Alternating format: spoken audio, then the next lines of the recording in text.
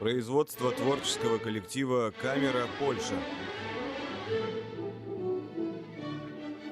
Рукопись, найденная в Сарагосе, по повести Яна Потоцкого. Автор сценария Тадеуш Квятковский.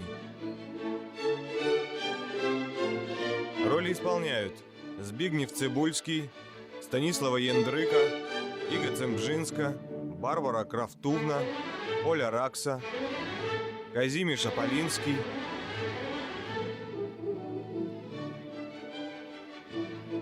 Славомир Линдер, Леон Немчик, Эльжбета Чижевска,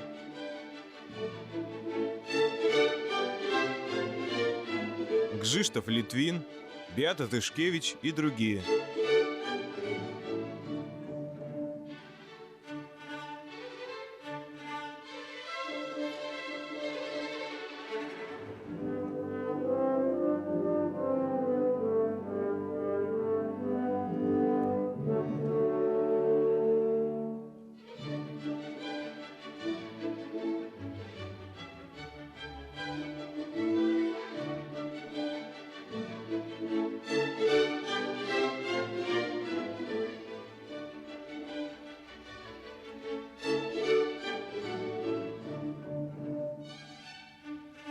Композитор Кшиштоф Пендерецкий.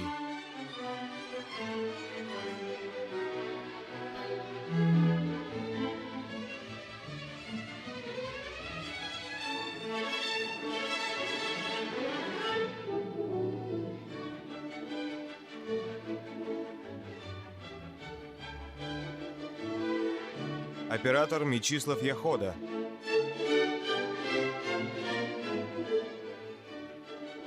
Художники Ежи Скваржинский, Тадеуш Мышорек.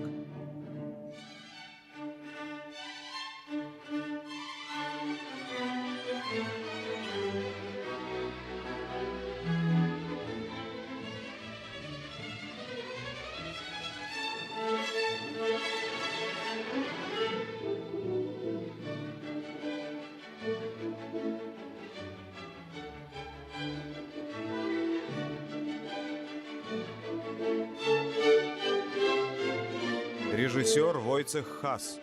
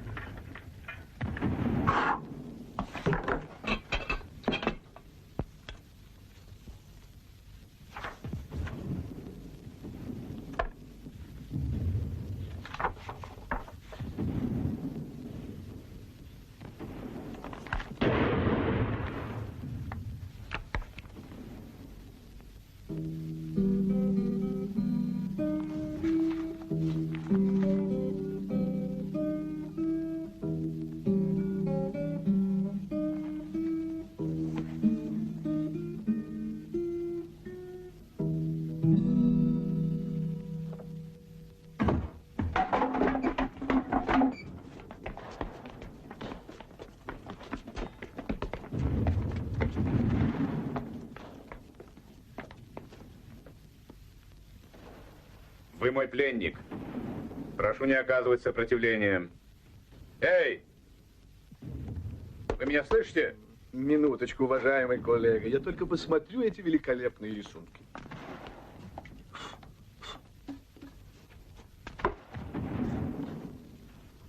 А что там делает неприятель? Немедленно продолжайте погоню.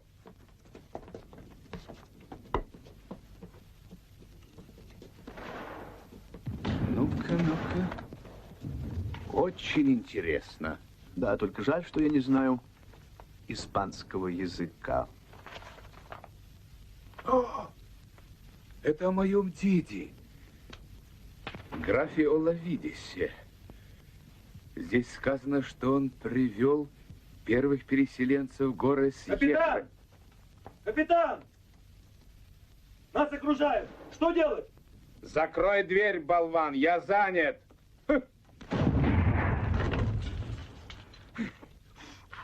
Где мы остановились?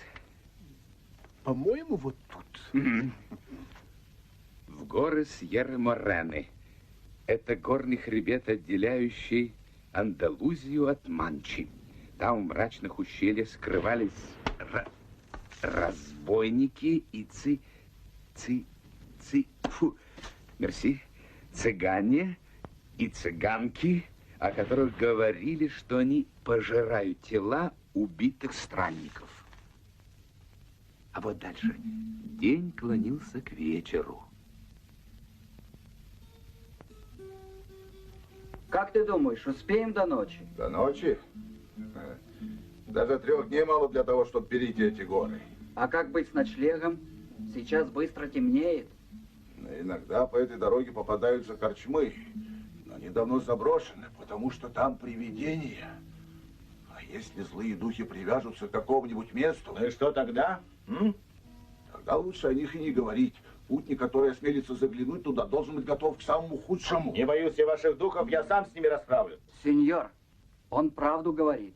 Седлайте мулов и следуйте за мной. А ну, живо! Надо ехать по другой дороге. В этих местах шалят демоны. Они сбрасывают людей в пропасть. А ведьмы заманивают путников и душат их. Сеньор, поедем через Эстромадуру. Да, там так красиво, сеньор. Мы поедем через эти горы. Остановимся тут, под пробковыми дубами, и подкрепимся. Затем доберемся до Бента-Квемады, и там заночуем.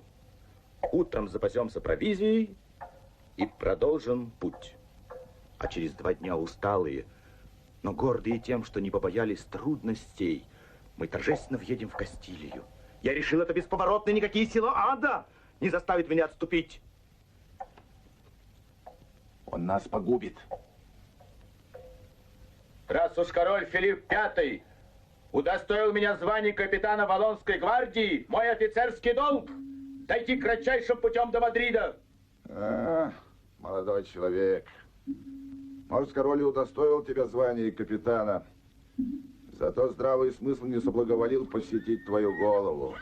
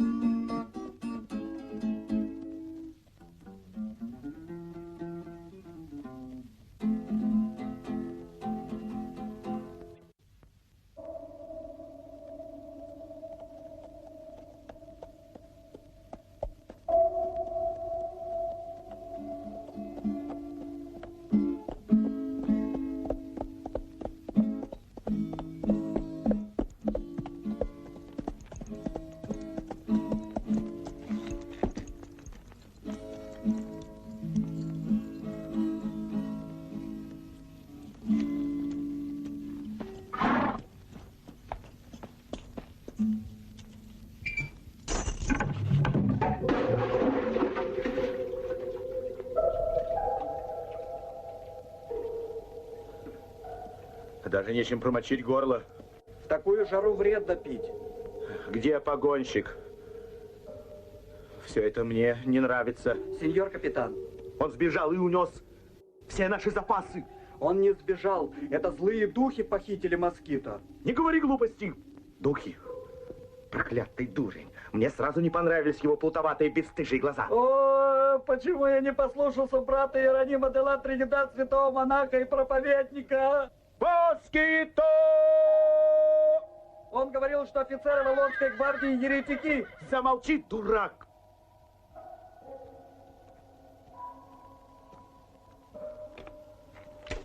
Я поймаю его и переломаю ему все кости за то, что он струсил. Умоляю, не оставляйте меня одного в этих горах. Так поезжай ты. Нет, господин, я не поеду. Ну ладно, я с тобой еще поговорю.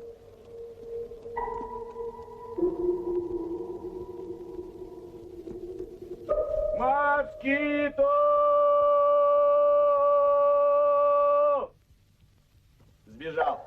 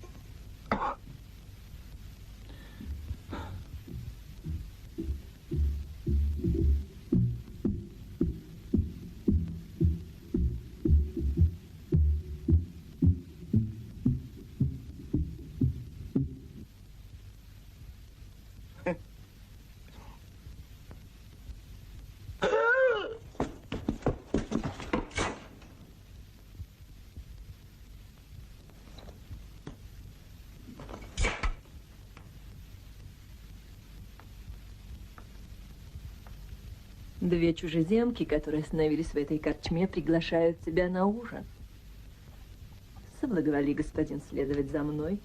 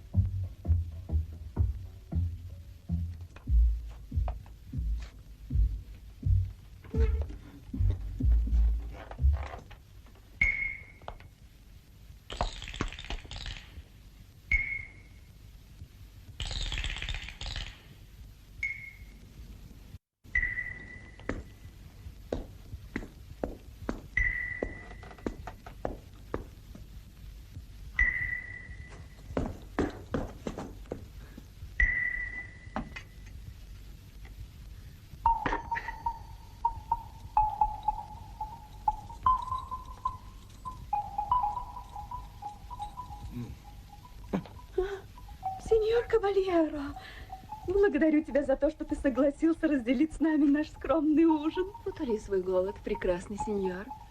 Ты с утра, наверное, ничего не ел? Угу. Тебя удивляет эта встреча? Знаешь, что меня зовут Эминой, а мою сестру Зибельдой. Мы живем в Тунисе, но родом из Гренады, и там у нас есть родные. Они по сей день исповедуют веру своих отцов. Наше путешествие должно оставаться в тайне, и мы рассчитываем на твою скромность, сеньор. Так что мы надеемся на тебя, сеньор Кабальеро. А теперь, мой милый кабальеро, я расскажу тебе историю нашего рода. Слушай внимательно. Ты носишь в этом медальоне портрет своей возлюбленной? Нет, там святая реликвия. Это небольшой кусочек дерева от гроба Господня. Испугались?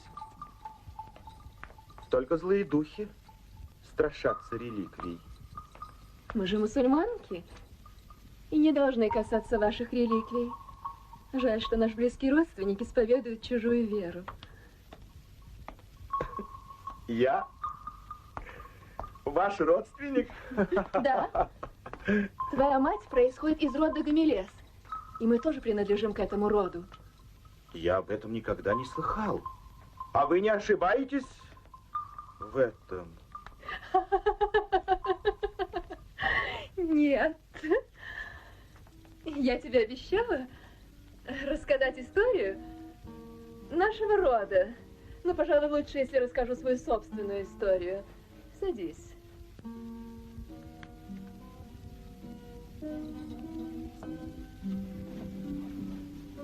Мы с сестрой с нетерпением ждали тебя. Если бы ты испугался и выбрал другую дорогу, мы бы потеряли к тебе уважение. Я не привык отступать от цели, которую себе наметил. Но скажи, пожалуйста, почему вас так интересует моя отвага? Нас интересуешь ты. Я? Ты, наверное, не будешь этим гордиться, если узнаешь, что за всю свою жизнь мы не видели ни одного мужчины. Моя сестра сказала правду. У нас не было братьев. И мы росли среди женщин в Серале. Так что мы не имели ни малейшего понятия о мужчинах. Но сама природа одарила нас склонностью к любви, и мы полюбили друг друга. Какая необычная история. Мы с сестрой поклялись никогда не разлучаться. Наша мама обещала нам никогда не принуждать нас к замужеству или выдать нас обеих замуж за одного и того же мужчину. И отец тоже обещал выполнить нашу просьбу при условии, При каком? что мы выберем себе мужа из древнего рода Гамилес. Значит, это я? Да, ты нам понравился с первого взгляда. Но моя религия запрещает двоеженство. Мы тебе нравимся. Даже очень. Разве мы не хороши собой? Еще бы. Ночь слишком коротка. Не будем терять время на пустые разговоры. Но мы не можем стать твоими женами, если ты Не примешь магометанство. Только во сне ты сможешь увидеть нас. Но ты обязан сохранить в тайне все, что здесь узнал. Ты согласен? Подайте чашу.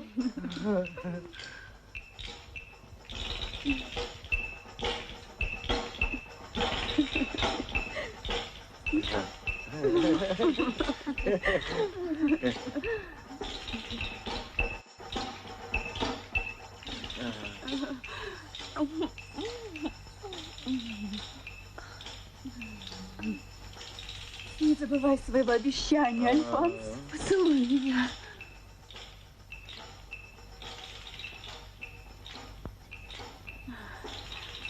Как печально, что ты не мусульманин, милый мой кузен. Я была бы очень счастлива, когда, увидев тебя на ложе своей сестры, я бы знала, что и я твоя жена. Ага.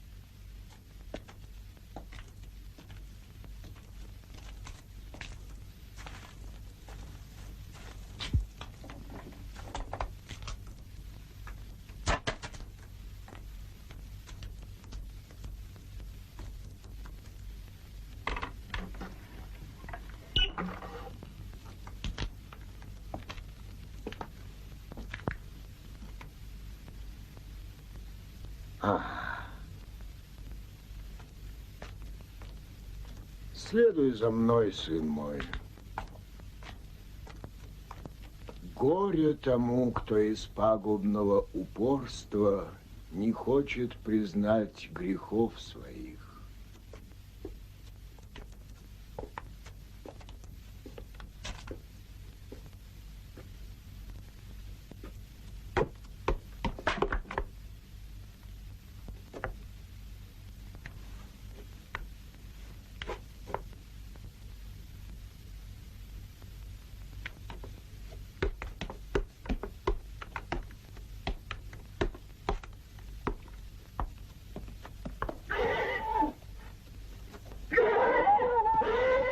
Не ночуй под открытым небом.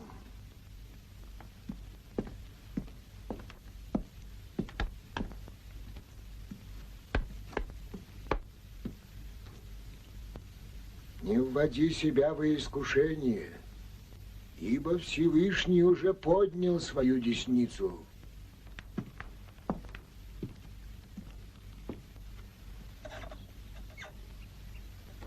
Я все сделаю, как ты сказал, святой отец.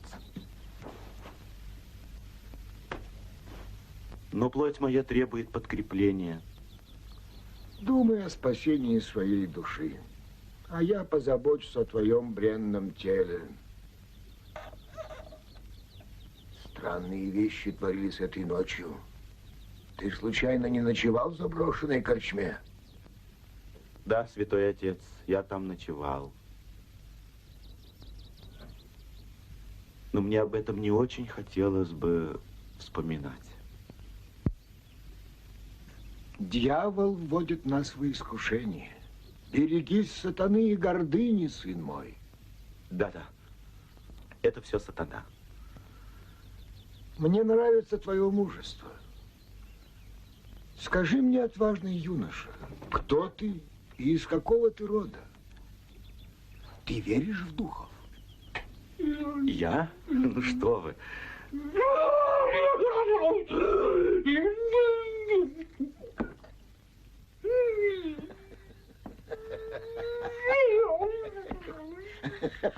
Не бойся, не бойся, это одержимый, я из него изгоняю дьявола. Пашеко, Пашеко, именем Господа Бога я тебе приказываю погнать коз на пастбище.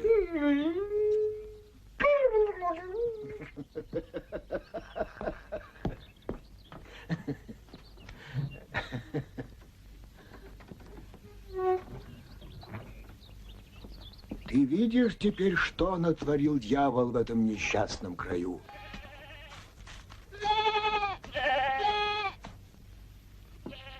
Я не жалею для него времени и надеюсь, что мне удастся его спасти. За последние дни я очень многого добился. Это он дует коз? Он.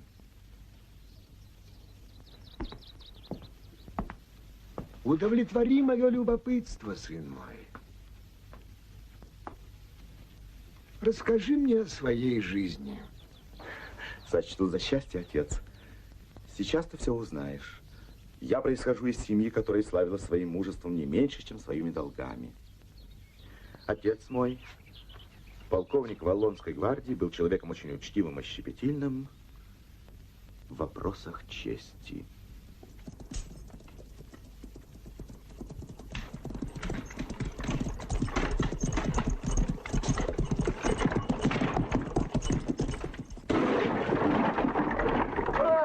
Проклятие!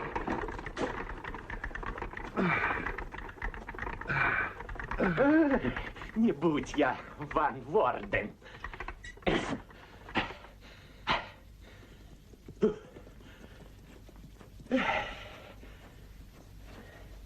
Ты поплатишься за это, нахал! Коня! Подать мне коня! Я ему покажу.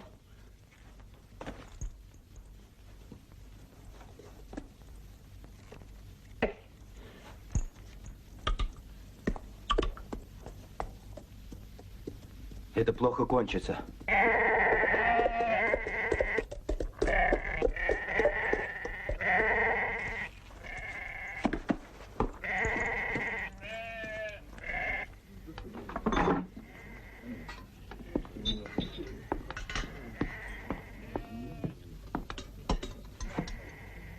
Сеньор, мне нужно с вами поговорить. Говорите. С глазу на глаз. Сеньор, я не имею чести вас знать. Вы меня сейчас узнаете.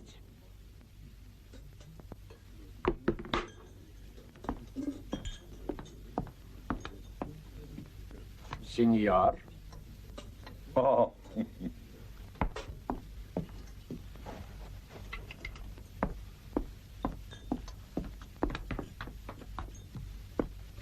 Прошу.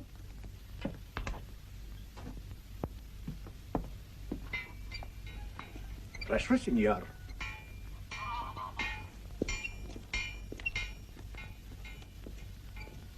Только после вас. Ни за что, сеньор.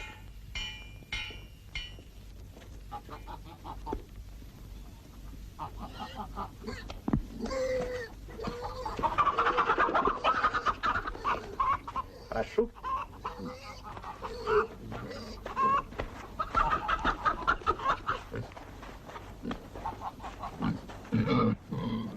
Ваша карета, сеньор, обогнала мой экипаж. В таком поступке есть что-то оскорбительное для меня, и я попросил бы сеньора объяснить мне его. Сеньор, никто вас не обгонял. Это ваш экипаж. Так полз, что отстал от моей кареты. Ага, очень несправедливое замечание. Только жаль, что вы его не сделали прежде, чем я обнажил шпагу.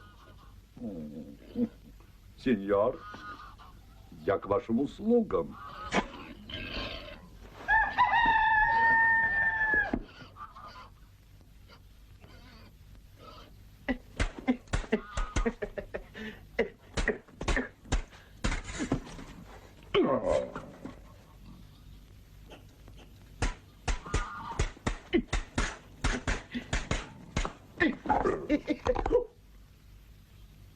О.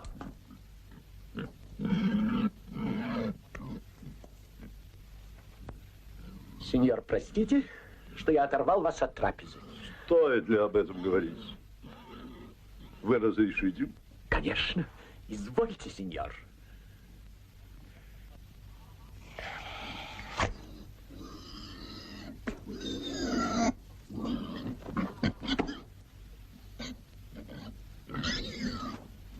Извините, сеньор, но, может быть, обед еще не совсем остыл.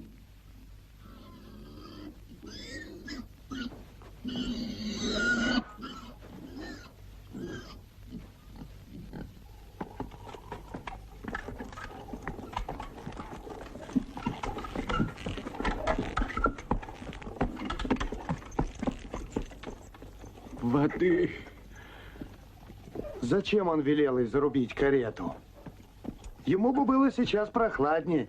Раз ее обогнали, она ему больше не нужна. Воды.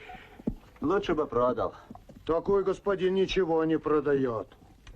Он только уничтожает. Королевство. Королевство за глоток воды. Слышишь?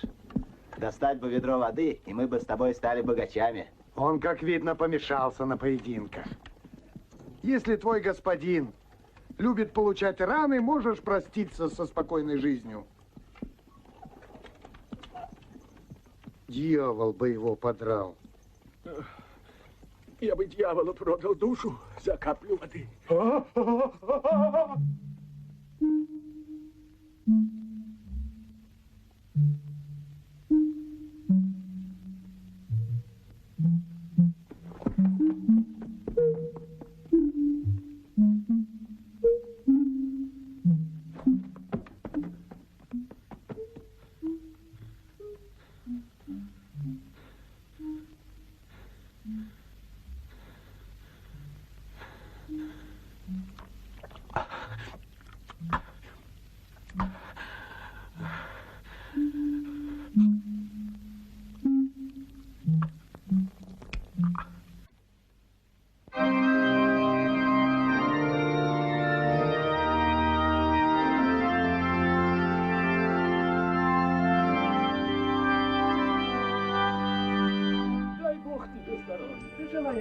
Спасибо, красавица. Благослови вас Господь.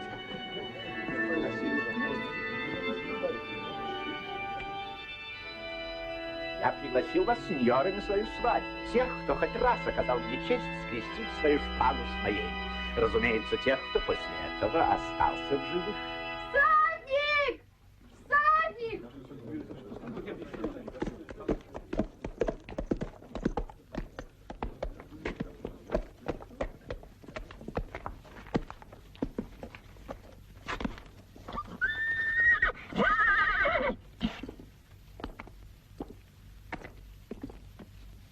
Хоть вы и приехали сюда веселиться, господа, но помогите мне советом. Вот послание бургомистра Байон. Мой брат умер, и я должен вступить во владение нашим родовым замком в Арденнах. Мне предстоит сделать выбор, либо бросить службу у короля, либо потерять наследство. Так вот, сеньоры, я поступлю так, как вы мне посоветуете. Предоставляю решение вам.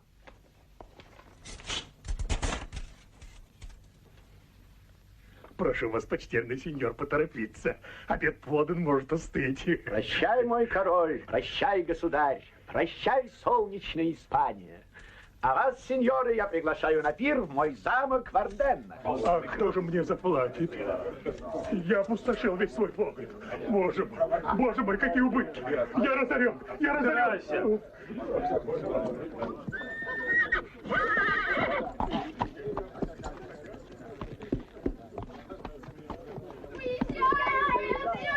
За мной!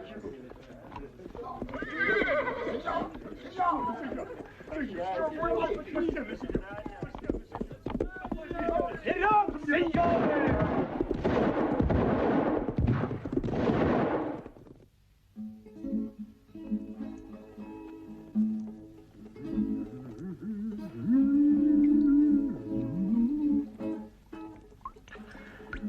Что может быть лучше нашей солнечной Испании?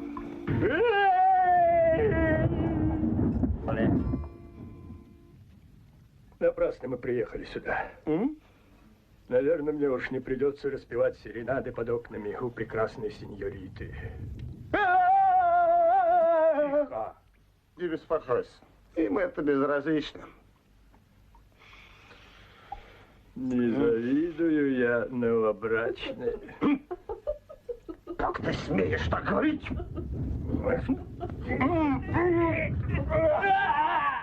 Желаю вашему сыну поскорее родиться и приехать к нам в Испанию. Мы назовем нашего сына Альфонсо. Сеньоры, пируйте и веселитесь. А я, как настоящий испанец, выполню свой долг до конца. До конца, до конца!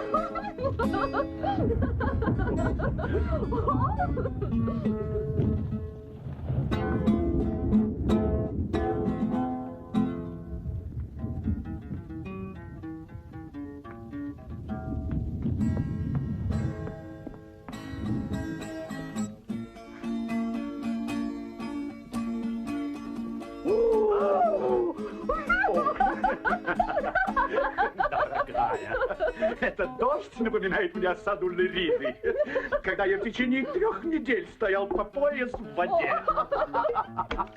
Славное было времечко. Я уже тогда славился своей предприимчивостью.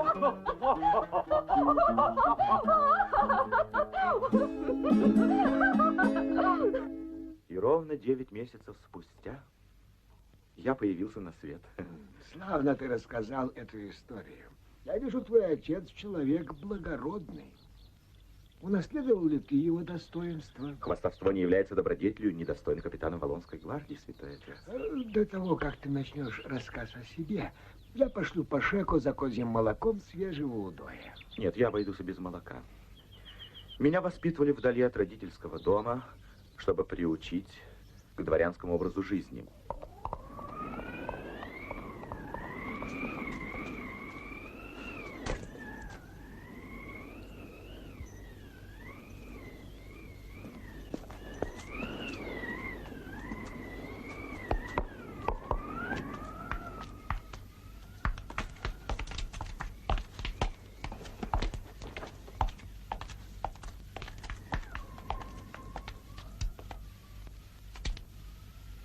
Она достала золотой ключик и открыла им сундук. Когда крышка сундука откинулась, я увидел, что оттуда вылезает скелет. Я выхватил шпагу, но скелет, оторвав свою левую руку, воспользовался ею как оружием и напал на меня по всем правилам фехтовального искусства. Потом из сундука вылез второй скелет. Выломал ребро у первого и изо всех сил стукнул меня им по лбу. Сын мой!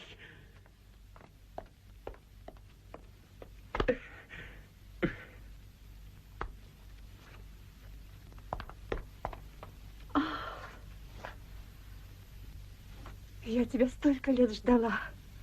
И, наконец-то, дождалась. Мой дорогой мальчик. Надеюсь, ты не забыл моих уроков Слова Божьего, сын мой. И моей школы фехтования. Нет, я даже преуспел в этой науке. Отлично, сынок, покажи свое искусство. Превосходно, превосходно. Дорогая Урака, не вмешивайся в мужские дела. Настал час показать тебе, сынок, мой знаменитый выпад. Должен предупредить, что он очень труден. Но если ты поймешь, в чем секрет, ты станешь одним из лучших фехтовальщиков в мире. Хо-хо-хо, ну, защищайся. Дорогая Урака, я участвовал в 160, да-да-да, сын мой, в 160 поединках. И я хочу передать тебе свой опыт. Аллей! Оп, фу!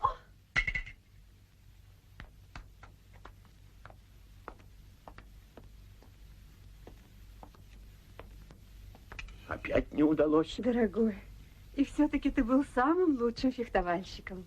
Пусть же сын заменит своего отца. Тогда поезжай на родину. Да, поезжай. Испания лучшая страна на свете. Я постараюсь, чтобы тебя назначили капитаном гвардии Валлонской. Так вот я и прибыл в ваши края, а вчерашняя ночь... Ну? Твой рассказ, сын мой, мне очень понравился. Я вижу, что тебя воспитали как настоящего дворянина. Однако, раз ты последнюю ночь провел в Вента-Квемада... о чем это я говорил? Ага. Я боюсь, как бы ты не стал жертвой двух висельников. Мне бы не хотелось, чтобы тебя постигла участь этого одержимого Пашеко. Я ничего не боюсь. Мне, правда, говорили, что раньше встречались одержимые. Но теперь их уже нет. Да ты что? Разве ты не видел страшной фигуры Пашеко, у которого демоны вырвали глаз? Пашеко! Его рассказ послужит спасению твоей души.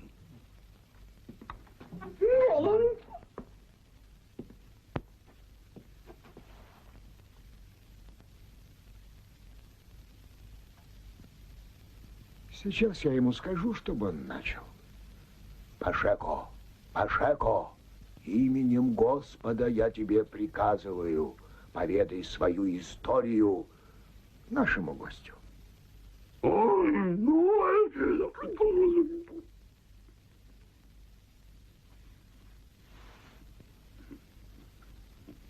Я родился в Кордове, в богатой семье. Это ты можешь пропустить, Пашеко.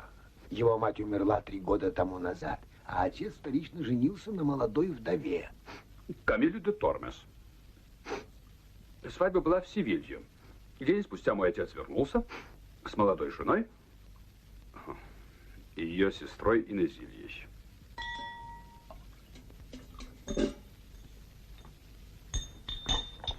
Дорогая жена, любовь моя, я купил пару мулов для твоей кареты. А тебе, прекрасная Инезилья, перстень с сапфиром. Дорогой мой, ты самый лучший муж на свете. И деверь тоже. Инезилья вне себя от радости. Не правда ли, Инезилья? Да, благодарю от всего сердца. Не ешь фруктов, Инезилья. Ты же знаешь, что тебе это вредно. Я весьма рад, что вы обе довольны. Камилла, я хотел бы после обеда услышать одну из твоих замечательных песен. Да-да, спой нам, Камилла. Пойдем со мной, сестра. Принесем гитару.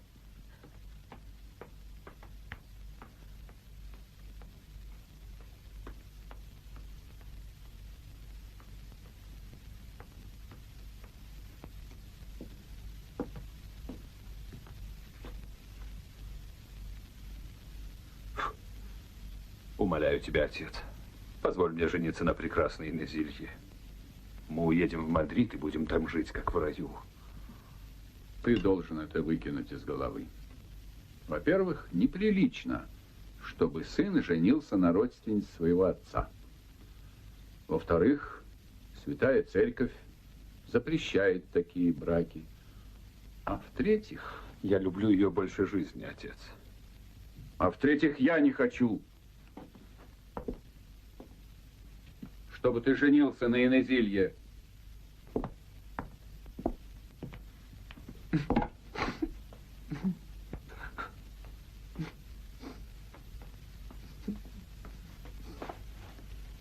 Не плачь, Пашеко, я знаю, как помочь твоему горю. Если отец не позволяет тебе жениться на Инезилье, ты можешь стать ее возлюбленным, конечно, тайно.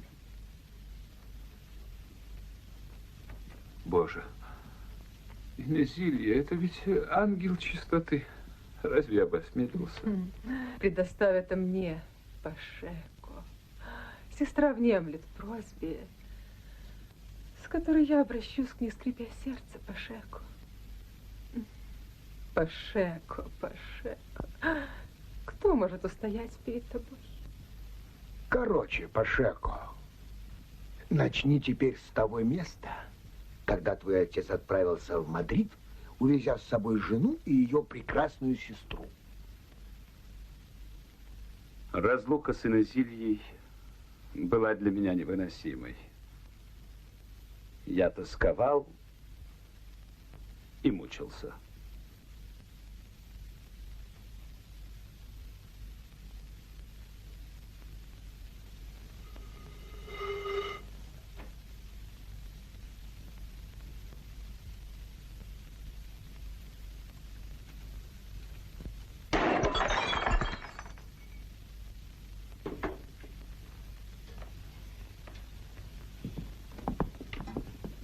Мануэла!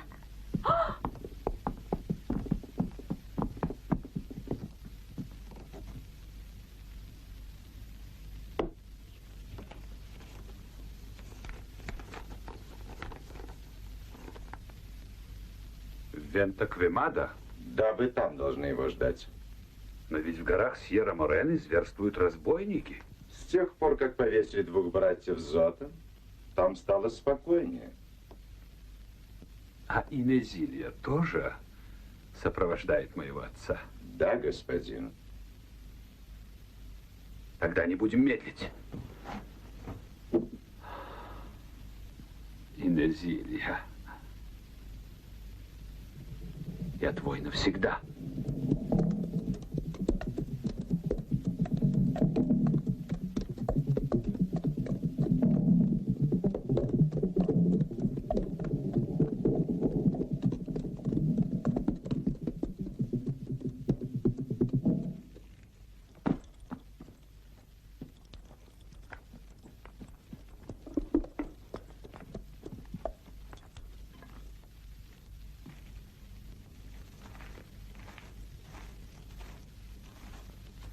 Хозяин, подай мне хороший обед. Постель найдется? Господин, не ночуйте здесь ради святого Паризия. Почему? У вас нет чистой постели? Я мог бы принять весь королевский двор. Так в чем дело? Здесь поселились духи. Духи? Мы сами на ночь уходим в соседнюю деревню. Тут страшно по ночам. Ну что ж, придется переночевать с духами.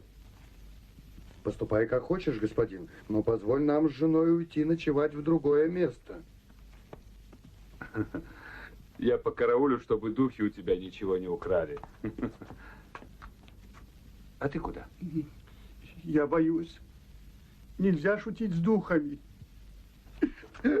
Тогда убирайся вместе с хозяевами, дурак.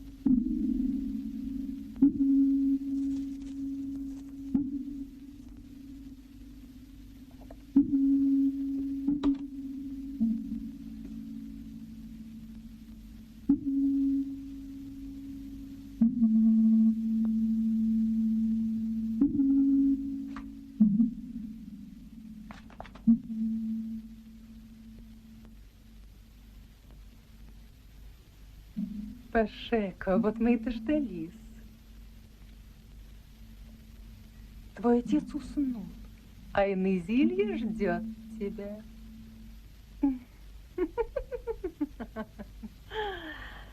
Ну, иди, иди.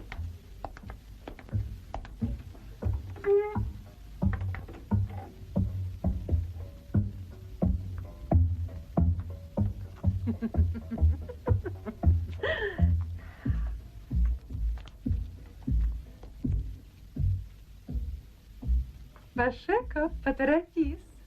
Смотри. Она. А теперь жди, я позову тебя.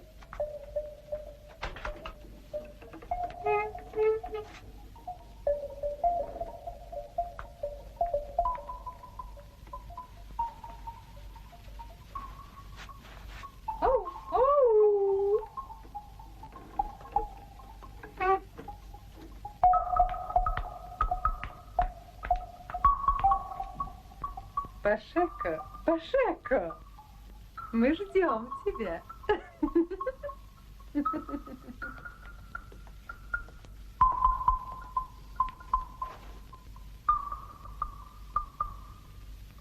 Инезилья, Инезилья, скажи своему возлюбленному, что ты ему рада.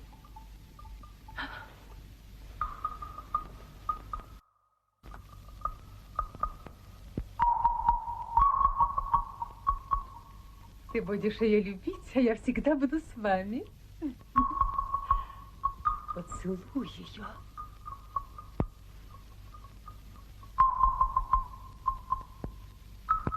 Крепче. Ты любишь Инезилью, а я тебя. Я вас буду охранять. Но помни о моем условии.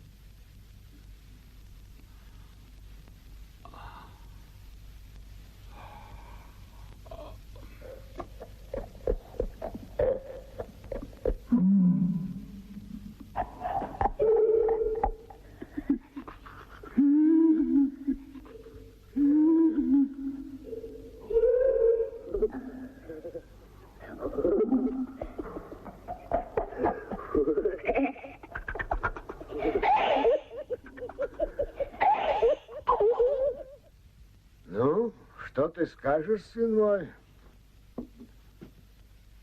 И на тебя бы, наверное, напал страх в такой ситуации. Дворянин не знает страха. Он ничего не боится. В таком случае продолжай свой рассказ, Пашеко. Мне будет интересно послушать, что было дальше. Пашеко, Пашеко, именем Господа нашего приказываю тебе продолжать. Ну, я, конечно, бросился бежать от этой виселицы. И, пробродив до самого вечера, добрался до корчмы.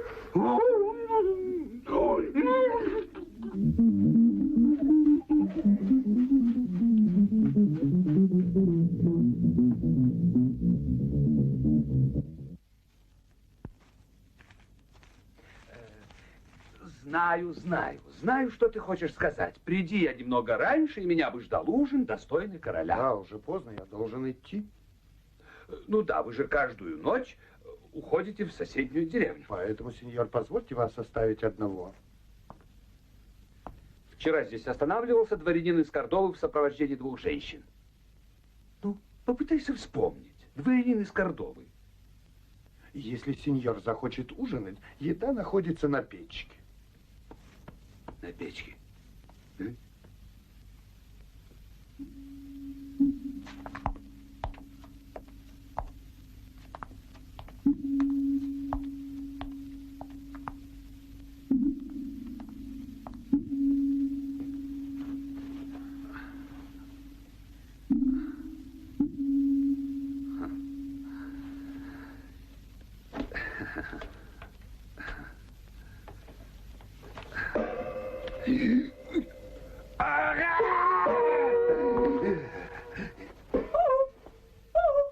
Пашеко!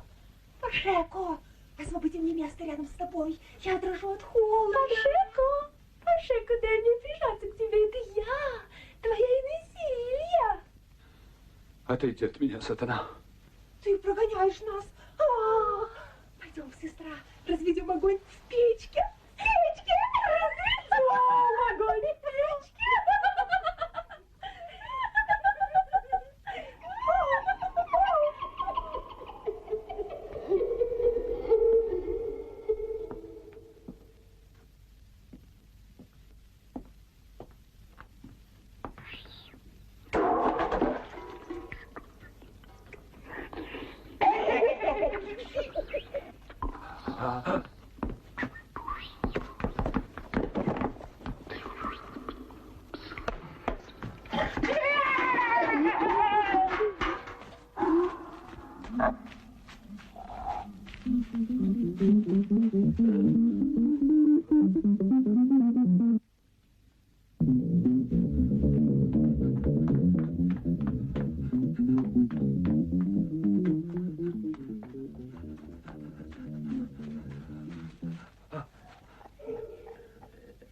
А я, видите ли, считал, что...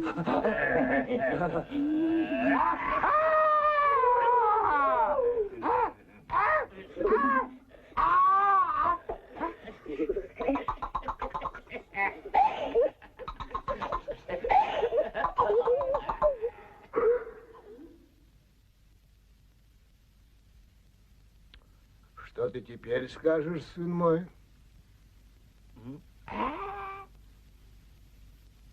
Я вижу, ты убедился в могуществе сатаны. Уже поздно. Я не предлагаю тебе ночевать здесь. Крики по шаку не дадут тебе спать. Иди в часовню. В часовню? Угу. В часовню. Ага.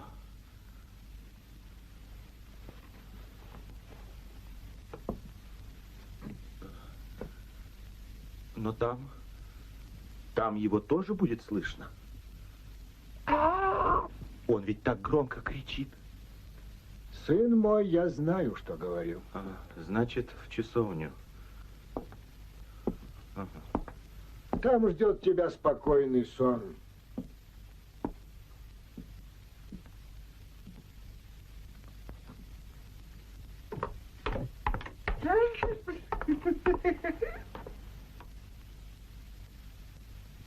Соверши перед сном молитву и покайся в грехах своих, сын мой. Еще не поздно воспротивиться злу. А я, по-моему, не грешил. Разве что во сне.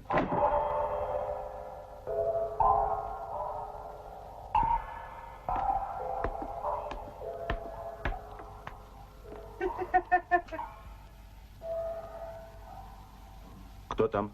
Нам холодно. Это мы твои возлюбленные. Ступайте к своей виселице. Я хочу спать. Спрятался в часовне? Издеваешься над нами? А ты выйди на кладбище. С удовольствием. На кладбище. На кладбище. Только утром.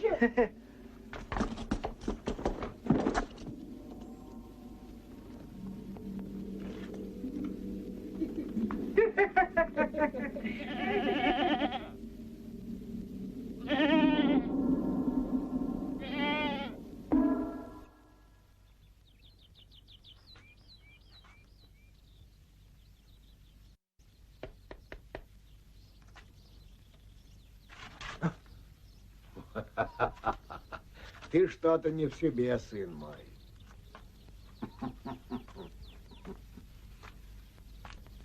Да это и не удивительно.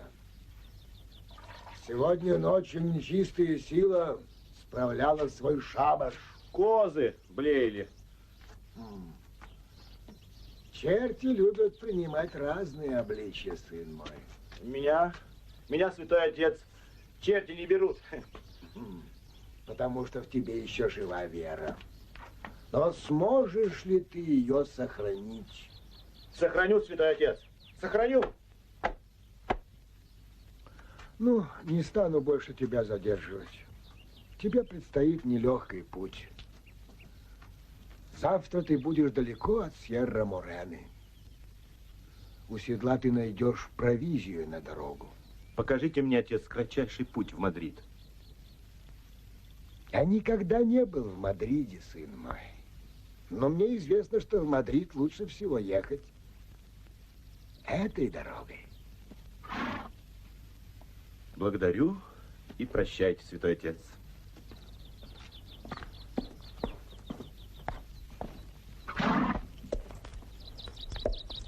Запомни, сын мой, что Господь Бог уже поднял свою десницу.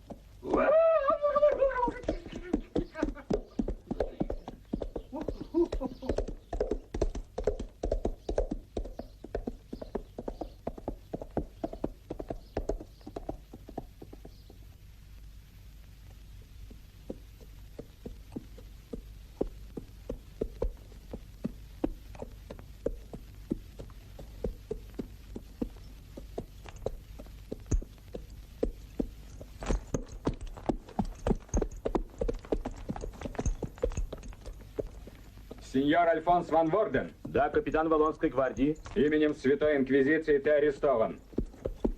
Сеньор, изволь отдать шпагу.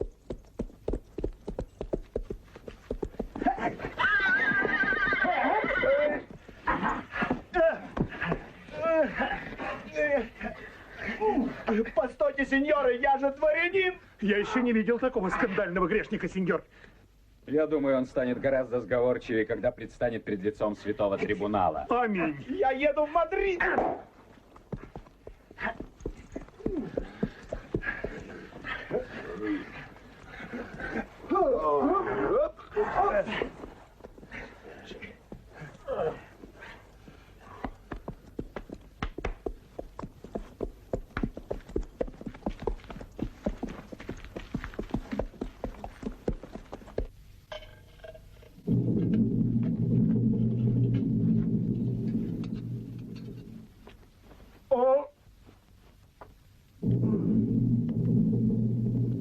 В соответствии с нашим уставом подсудимому предоставляется право предъявить обвинение самому себе.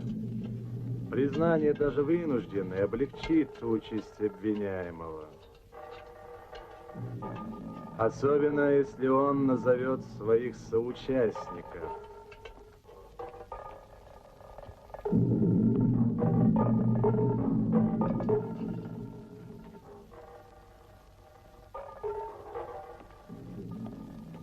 Ты знаешь 2 африканских принцесс? Если ты будешь молчать, пеняй на себя. Я вижу, мне самому придется наставить тебя на истинный путь. Приступим теперь к первому испытанию.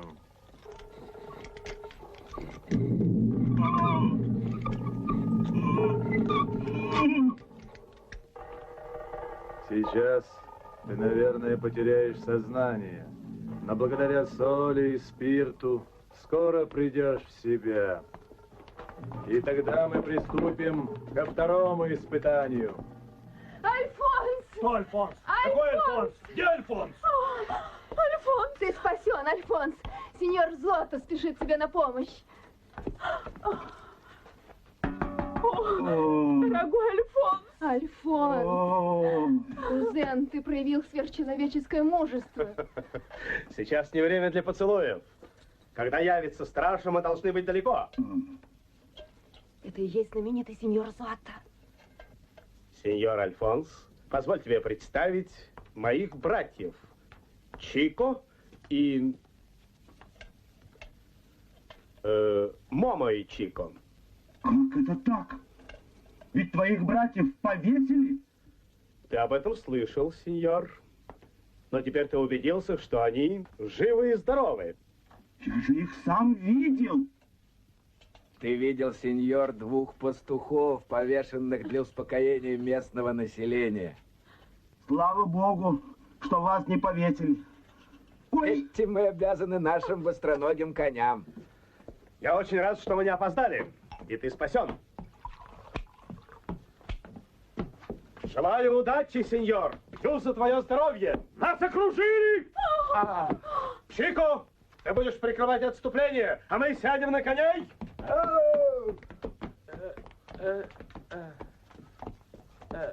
Где моя шпага? Вот! Вот она! Идем. Осторожней, осторожней. Куда? Где мой конь?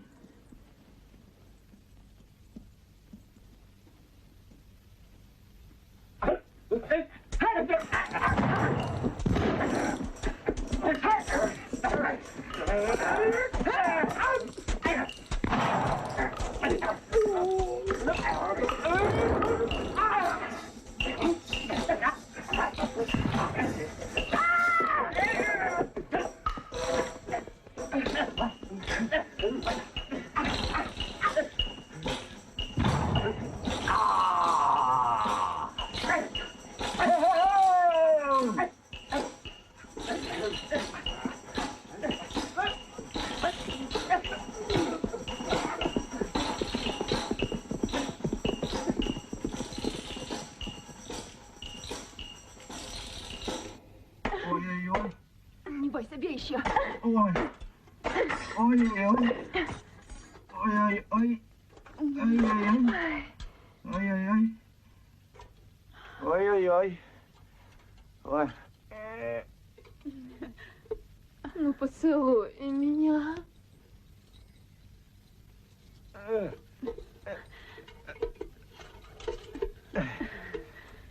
теперь меня. Ах, как же я счастлива. Ты рад нашей встрече, дорогой кузен.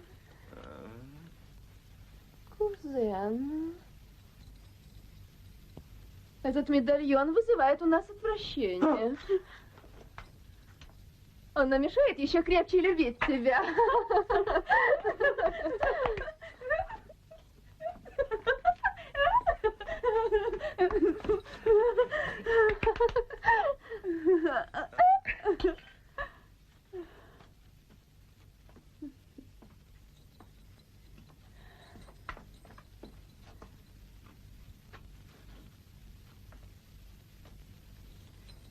Он не видит.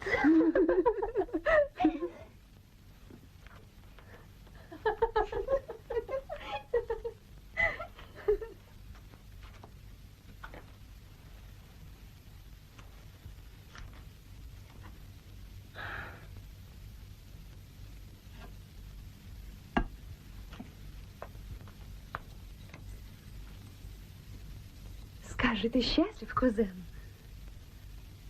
Очень. Хотя должен признаться, что окончание той ночи, которую я провел с вами в Сырале, мне совсем не понравилось. Это была прекрасная ночь. Зато утро было намного хуже. Не будем больше говорить об этом. Вот шнур, сплетенный из наших волос, и талисман, который должен напоминать себе о нас. Талисман. Обычно считается, что любить можно только одну женщину, но это ошибка. Я одинаково люблю вас обеих. Мое сердце вас не отличает друг от друга. Прими нашу веру. И ты займешь трон Туниса. Сыраль, гроты, фонтаны. Нет, нет. Не будем говорить о королевствах, освященных солнцем. Ведь нас окружает мрак. Мы во власти сил ада.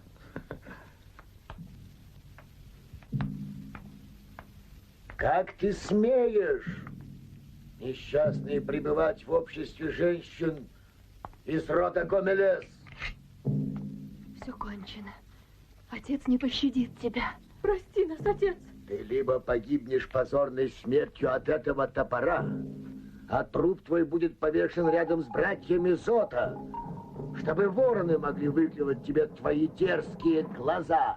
Но ведь братья Зота вовсе... Либо ты выпьешь напиток из этой фамильной чаши. Пей.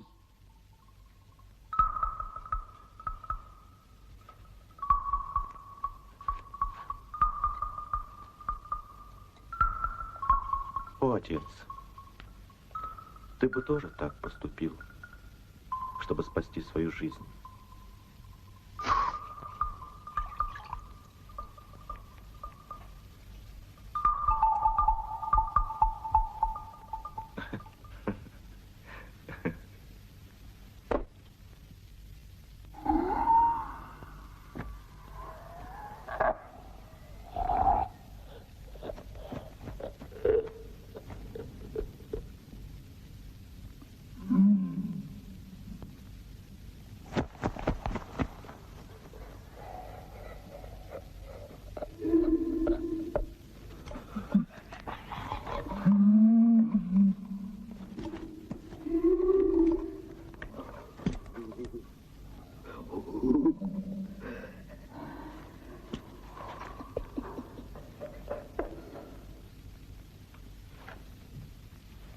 Это просто недоразумение.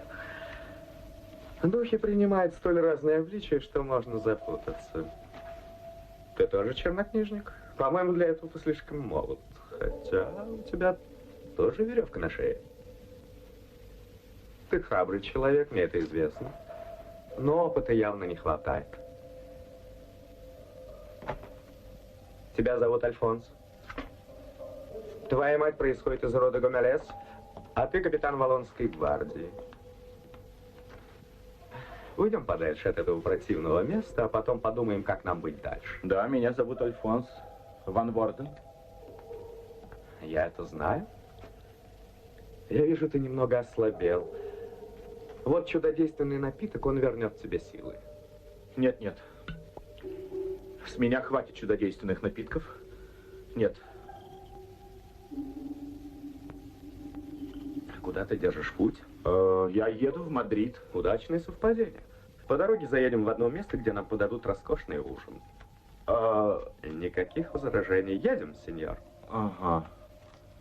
Послушай, в книгах Нахсутани заключена мудрость халдейской науки. От песни песней мы находим самую высокую поэзию. В древнееврейском языке каждая буква является числом, а каждая фраза страшным заклинанием, которое, если произнести его с нужным придыханием и выражением, может сдвинуть горы и осушить реки. Тебе же известно, что Адонай при помощи слова создал мир и сам был словом. Вот место, где этой ночью со мной сыграли скверную шутку. Однако войдем? Мой конь. Невероятно. И мой?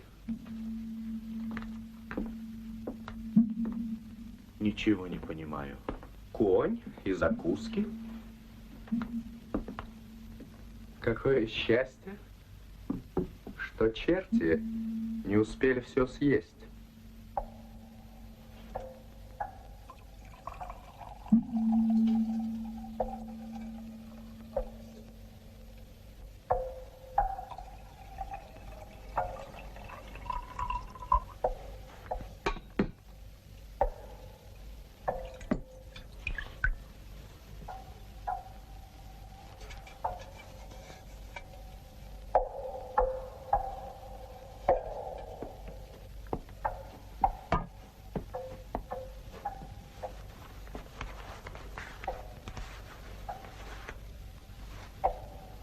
Недурно.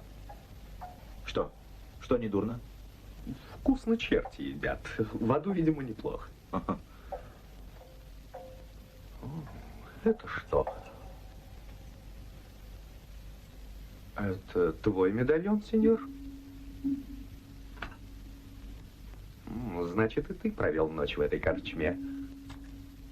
Да, но я предпочитаю об этом не говорить. Это была чудесная ночь. Несмотря ни на что.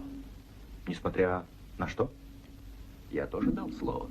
Кому? Двум прекрасным дамам. И больше ни о чем не спрашивай, сеньор. Но нам пора. До Мадрида еще далеко.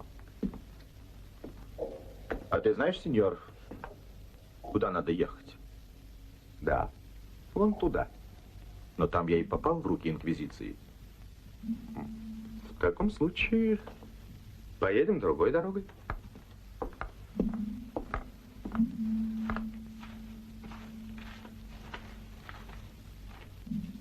Ты тут знаешь все тропинки?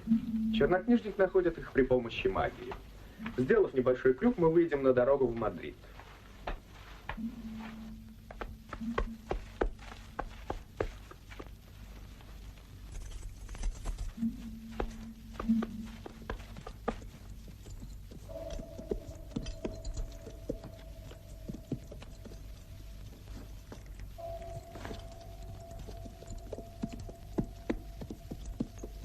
Благодаря книгам Сефашар, особенно шифра Джинюта, мы познаем сифират, основы 10 элементов, создающих единство божества.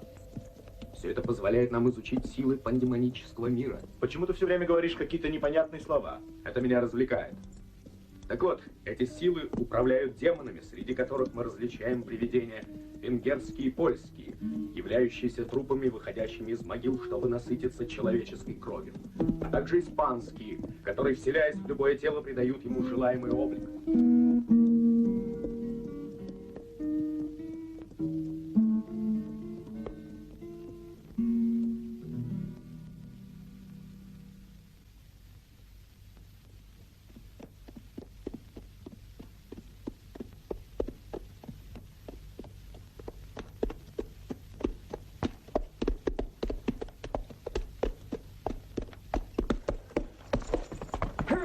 Спасите!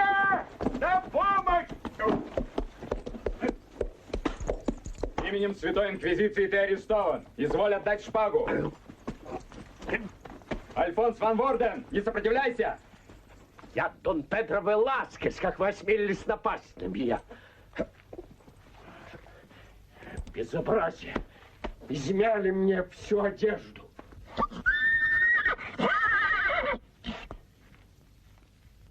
Не тот?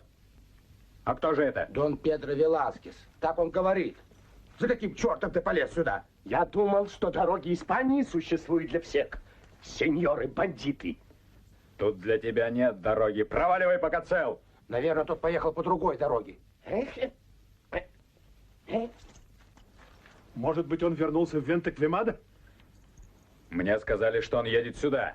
Я что-то не вижу у вас желания извиниться передо мной. Ладно, не приставай, убирайся. В таком случае я прошу прощения, сеньоры. До свидания.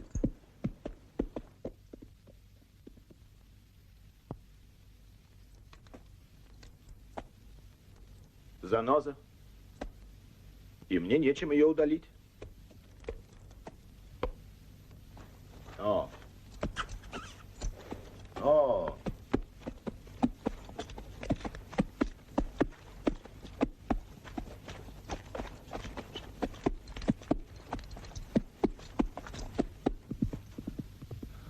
Плохо.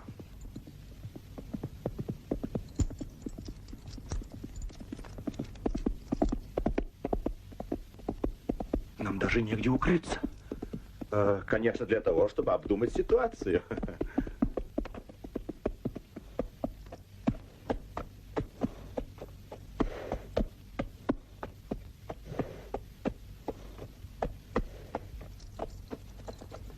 Сеньор Альфонс ван Ворден.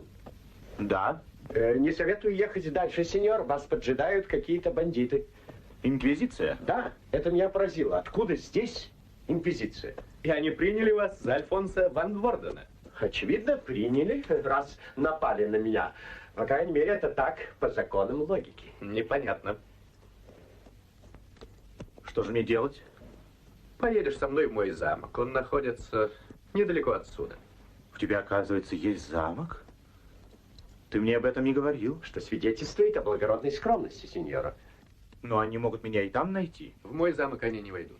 Мы поедем по той дороге. Если бы вы оказали гостеприимство и мне, у меня была бы перспектива спокойно провести ночь. Я знаю сеньора и уверен, что он не откажет вам в таком пустяке. Я буду рад, сеньор. Благодарю вас, сеньор. У вас я смогу на досуге поразмыслить над этим приключением. Если разум не привык к размышлениям, он может этого не выдержать. Разум человеческий способен воспринять все, если только уметь им пользоваться.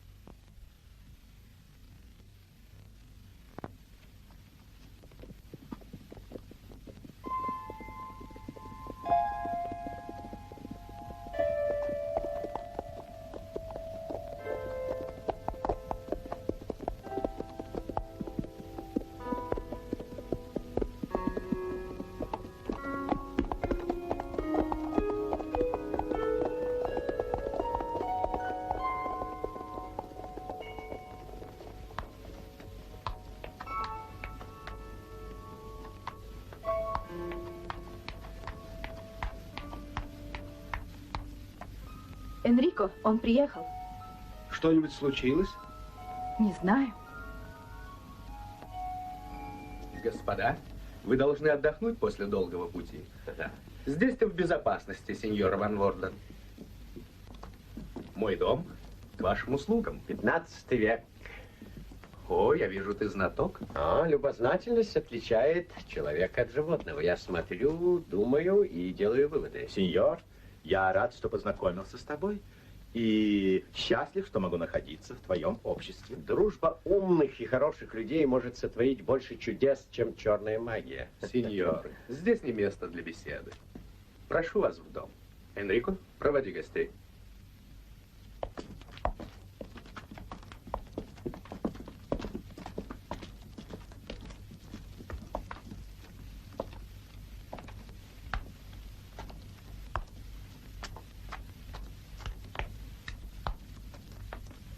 Вы должны были приехать через 3 дня.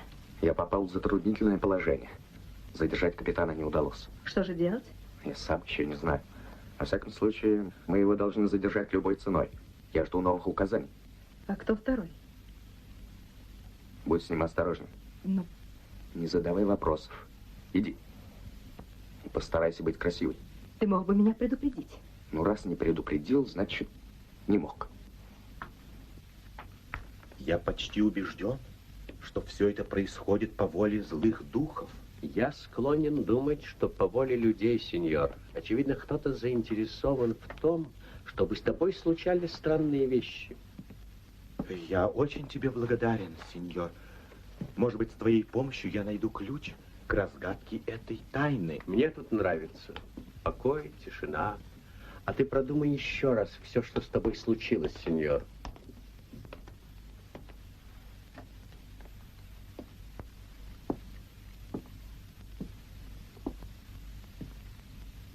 Всем ли ты доволен, сеньор? О, не знаю, как тебя благодарить. Чепуха. Считай, что это твой дом. Благодарю, мне здесь хорошо. Мне действительно здесь хорошо. Я продумал еще раз все, что со мной случилось. И что же? Я пришел к выводу, что задерживаться мне нельзя. Нужно спешить в Мадрид. Думаю, что под покровом ночи я спокойно доеду и... Инквизиция зорко стережет все дороги.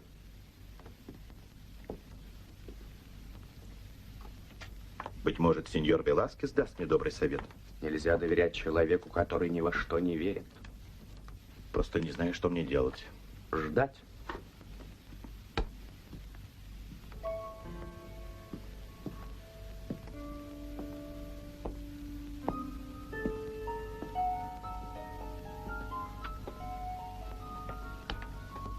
К твоим услугам книги.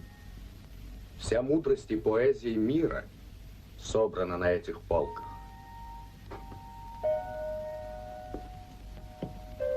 Особенно рекомендую испанские истории.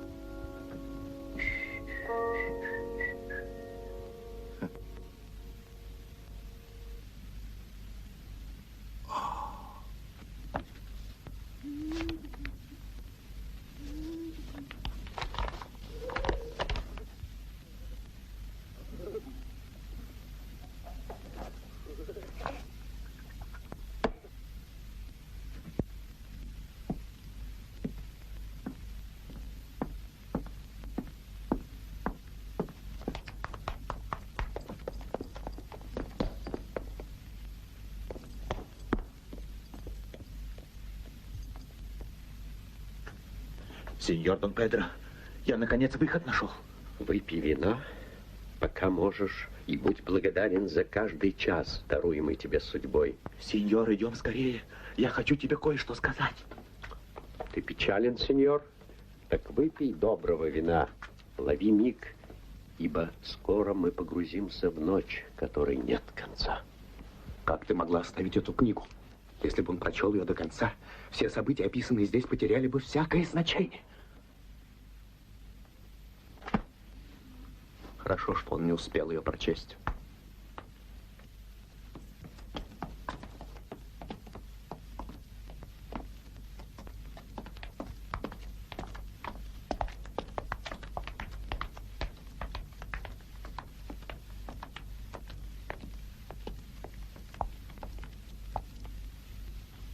Здесь происходят странные вещи. Я сам видел ее. Я только что держал ее в руках. Это все проделки нечистой силы. Я понимаю, сеньор, что разум твой восстает против явлений, для которых нельзя найти объяснение в структуре материи. Однако, будь любезен, расскажи мне все по порядку.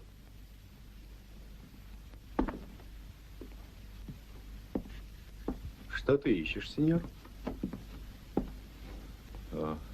Тут была книга.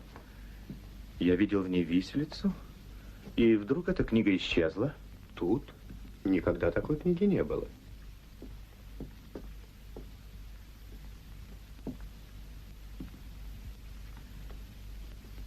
Наверное, опять демоны? Да, они порой становятся назойливы.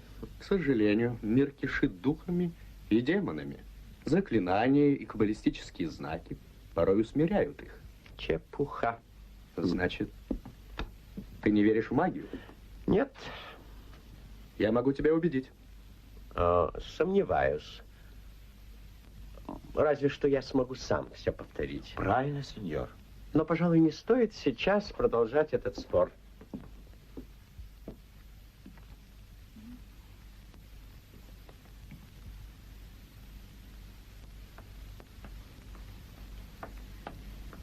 Рада тебя видеть, дорогой братец. Когда ты вернулся? Позволь тебе представить капитана гвардии Альфонса ван Вордена. Капитан, это моя сестра Ребекка.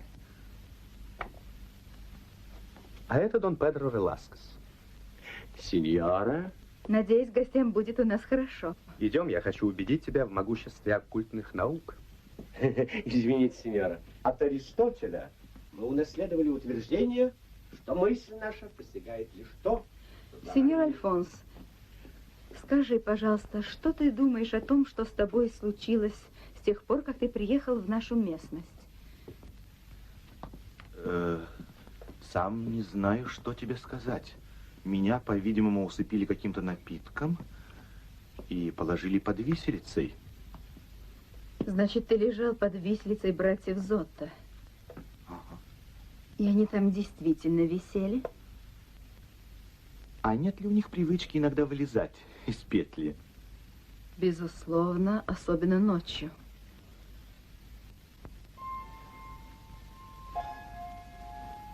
Я вижу по твоей руке, что тебя часто посещают демоны. И что ты не знаешь страха перед людьми. Это действительно так. Я боюсь за тебя.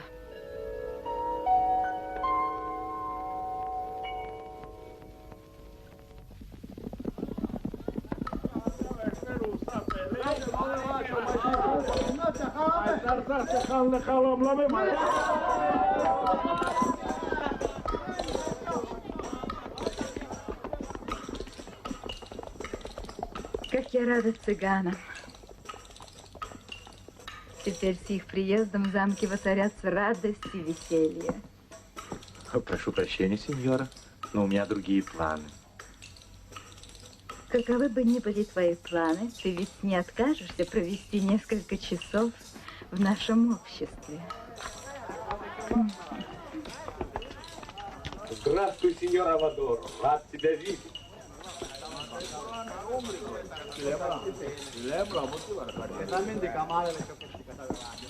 Твой брат, оказывается, дружит с цыганом? С цыганом? Ты увидишь, сеньор, какой это цыган.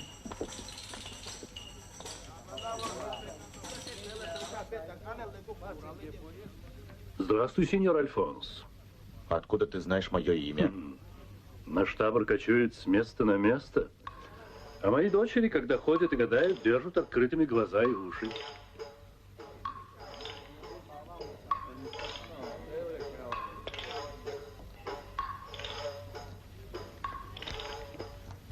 Зачарованный замок.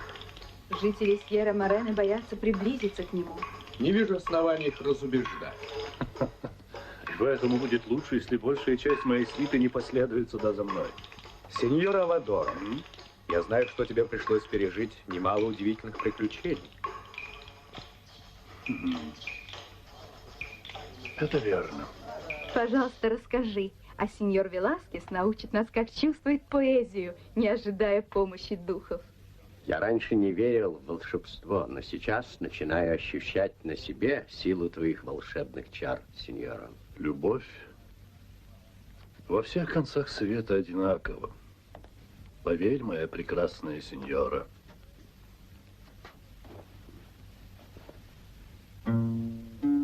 Итак, я начинаю свой рассказ о любовных приключениях.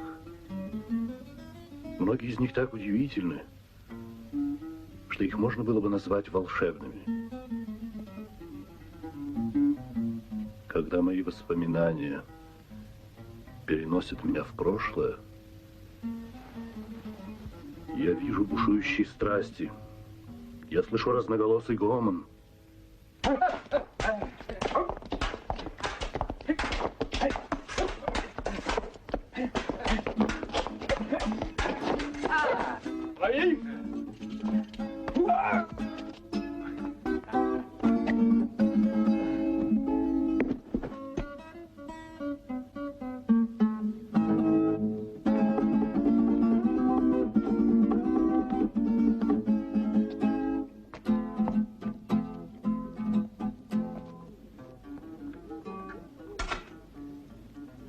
Ты выглядишь умнее остальных, а у меня деликатное дело. Иди за мной.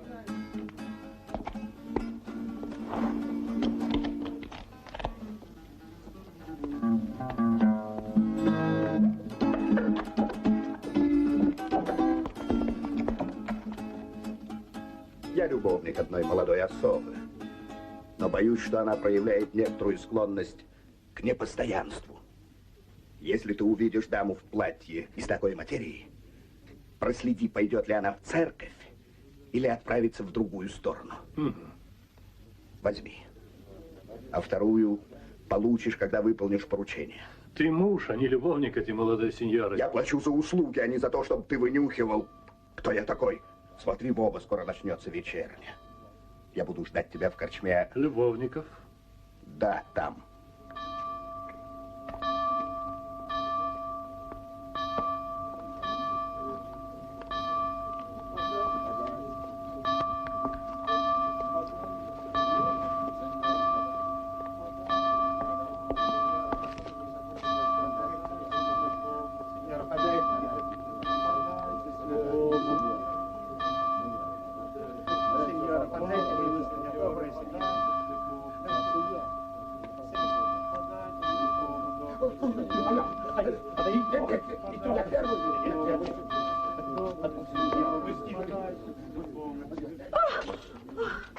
Что это значит? Меня сбила с ног твоя красота, сеньора. За тобой следят. Кто-то подозревает тебя в измене. Иди за мной. Передай перчатку Дону Толедо.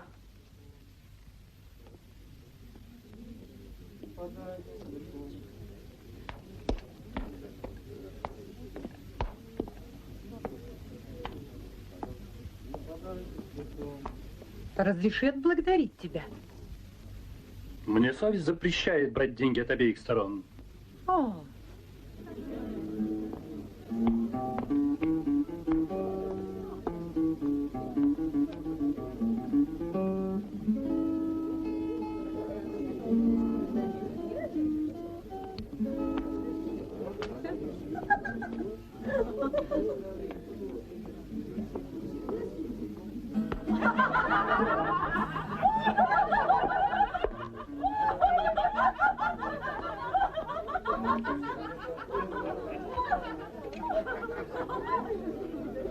Ну подожди, красотка, все равно я до тебя доберусь.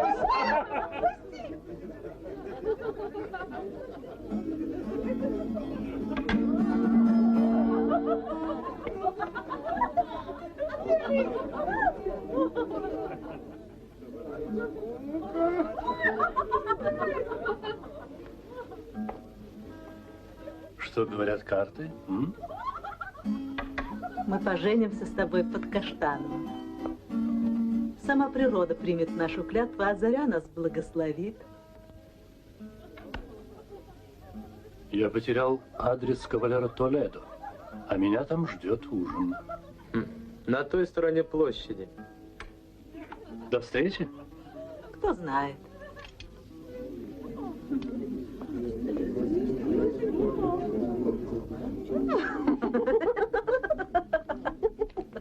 Рыба, свежая рыба. Покупайте кувшины, горшки, тарелки. Белые гранаты. Рыбы, кому свежей рыбы, рыба, кому свежей рыбы, рыба. Покупайте кувшины, горшки, тарелки.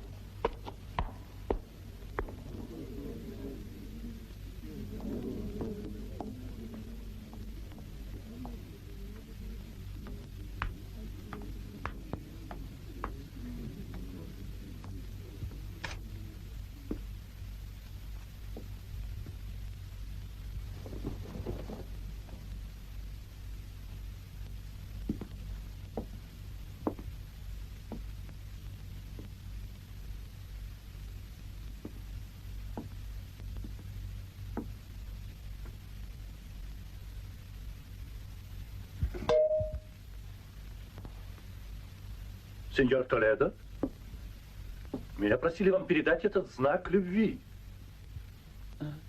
Я благодарю тебя, приятель. О, я тронут твоей честностью.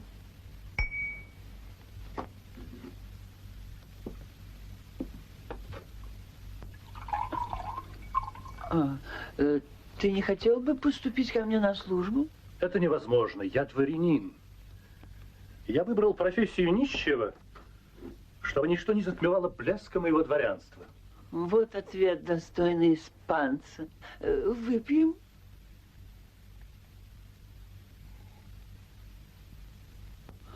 Ведь жизнь человеческая полна превратностей. Почему сеньор так мрачен? Я великий грешник.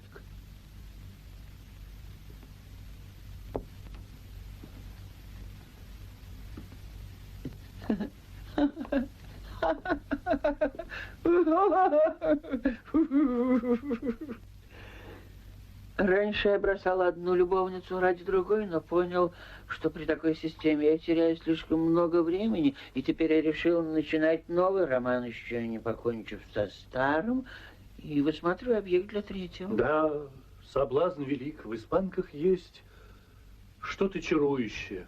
Я клялся в любви каждой из них. За клятву преступления вас ждет кара. В аду на том свете.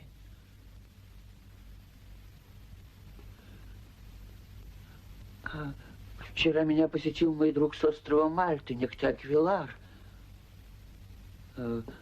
Потомок древнего рода. Добрый христианин.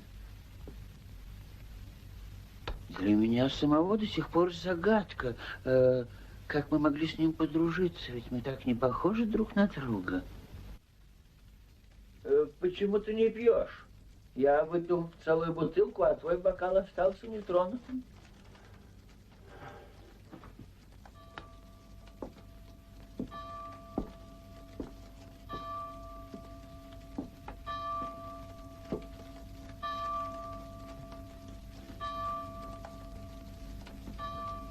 Ты меня не слушаешь?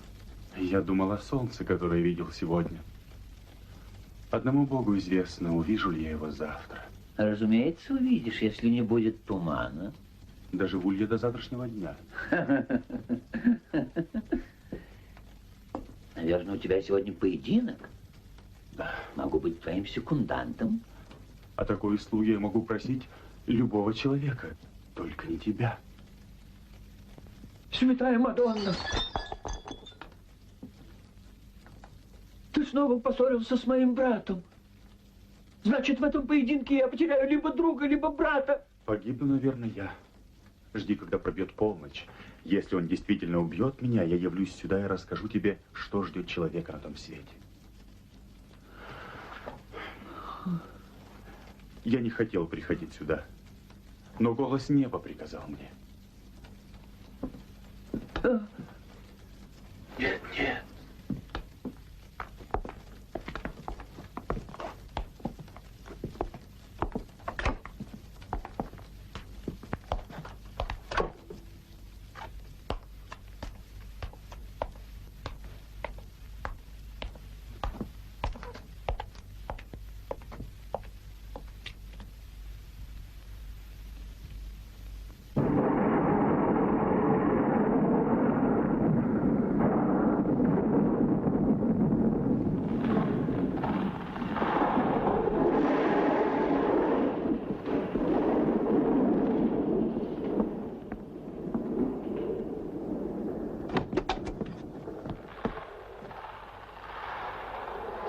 Ты убит?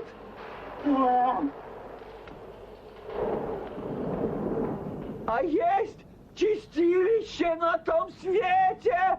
Есть! Я в нем нахожусь!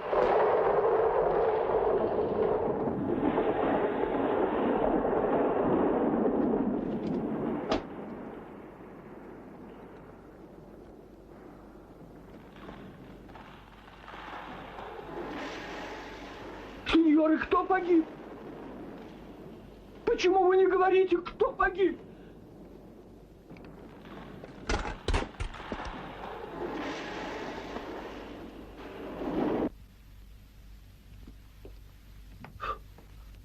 Толедо упал, потеряв сознание. Угу. Прошу простить, сеньора, меня зовут мои обязанности. И снова на самом интересном месте. Только настоящий мастер знает, как сохранить напряжение. У меня голова кругом идет от всего этого.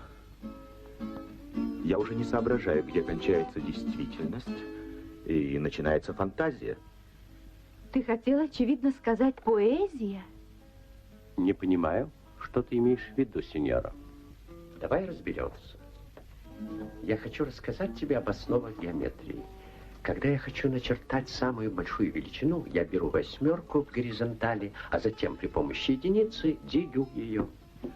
А когда я хочу начертать бесконечно малую величину, я беру единицу и делю ее при помощи такой восьмерки. Но все эти знаки не дают представления о том, что я хочу выразить. Бесконечная величина — это космос, а самое малое — это корень, извлеченный из самой малой частицы атома. Это и есть определение бесконечности. Однако я этого не понимаю. Итак, если я этого не понимаю, не могу выразить, то я приближаюсь к поэзии. А поэзия очень близка к реальной жизни. Гораздо ближе, чем мы думаем. А вера? Эмпиризм приводит к неверию. Только человек темный, видя каждый день одну и ту же вещь, думает, что он ее понимает. Настоящий исследователь постоянно блуждает среди загадок Вселенной. Но блуждая, он все-таки шаг за шагом приближается к цели. Сеньор Абадора не успел досказать историю Дона Толедо. Я помню, ты говорил, что его очень испугал голос того света. Да. Он был не себя от всего случившегося. Его чувствительная душа не смогла выдержать этого испытания.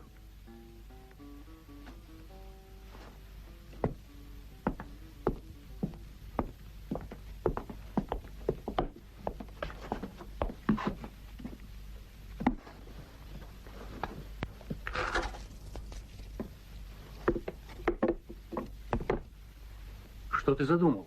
Я хочу принять покаяние.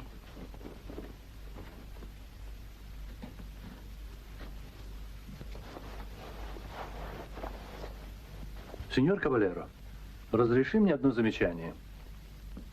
Голос, который ты услышал вчера, сообщил тебе только то, что ты можешь прочесть в любом катехизисе. Не вижу оснований терзать себя преждевременным покаянием. Мой верный друг, кому довелось услышать голос умерших, тому суждено недолго оставаться среди живых.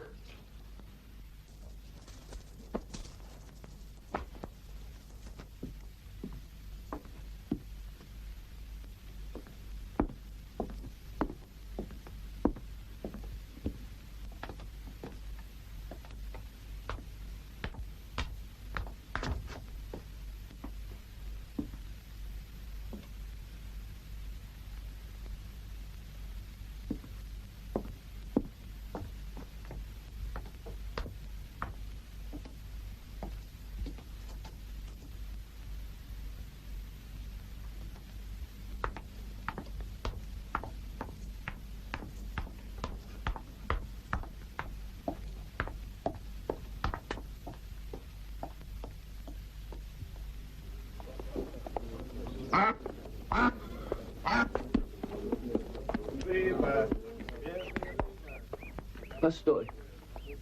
Попрощаемся здесь.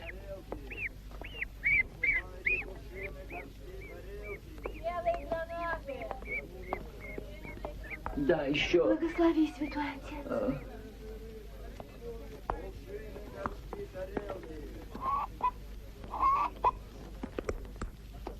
Объясни все той даме, не вдаваясь в подробности.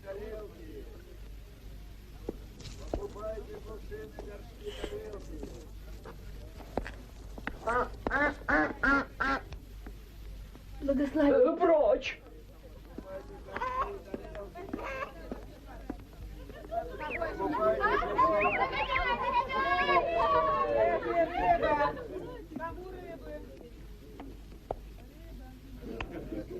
Ты мне нужен для одного деликатного дела. Я бы не отказался, дорогой Авадора. Но, увы, меня ждет один клиент. Не волнуйся, я тебя заменю, ты быстро вернешься. Итак, слушай.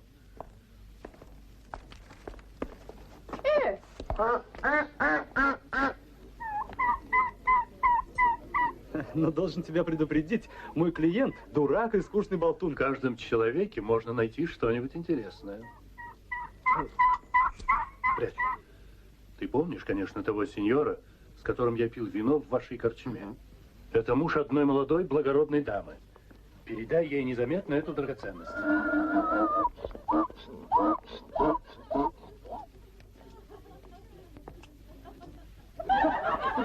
Ты где пропадал весь день? Отстань, не твое дело. Я тебе покажу, не мое дело. Помогите мне вручить этого негодяя. Сеньор Лопес Суарес? О, когда я тебя вижу, я начинаю верить в колдовство. Ты хочешь сказать, что скоро меня навестишь? Неизвестно.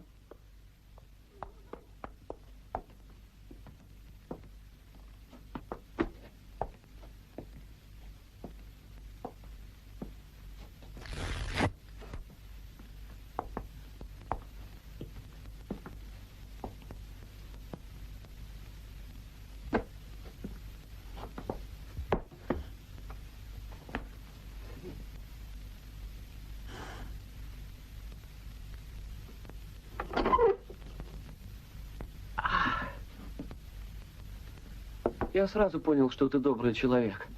Но твое лекарство ужасно. Я дал бы тебе лекарство повкуснее, но мне твой лекарь не позволяет. Ну, садись. Садись, прошу тебя. У меня есть одна слабость. Я очень люблю музыку. И ты мне окажешь большую любезность, если сыграешь вот на этой гитаре.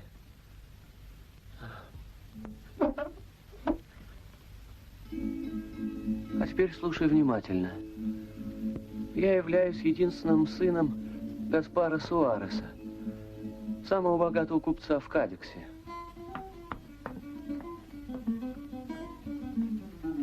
Ты опять читаешь эти дурацкие романы? Я только смотрел картинки. Сын мой, я хочу отправить тебя в Мадрид. Наберешься опыта, посмотришь, как люди живут. Папочка, я хотел бы жениться. Сначала поближе узнай жизнь. И запомни правила, согласно которым тебе следует поступать.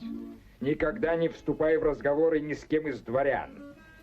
Они делают вид, что оказывают нам честь, а на самом деле стараются получить у нас кредит без соответствующих гарантий и обеспечений. Никогда не пользуйся титулом «Дон». Называйся Суарес и только. И в-третьих, никогда не обнажай шпагу. Этот обычай приносит гораздо больше вреда, чем пользы. И, наконец, 4-й пункт. Он важнее всех предыдущих. Ни в коем случае не общайся с банкирским домом Моро. Все члены этой семьи гнусные мошенники. Моро? Да, сын мой. Я тебе все о них расскажу. Хотя я состою в родстве с крупнейшими банкирскими домами Испании, твои удачные сделки с Филиппинскими островами побудили меня вложить в твое дело 1 миллион, чтобы участвовать в прибылях. Я очень польщен.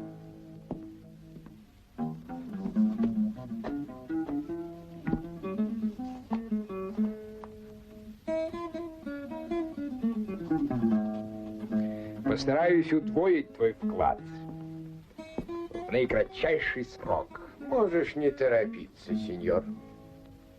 Как жаль, что я не поторопился.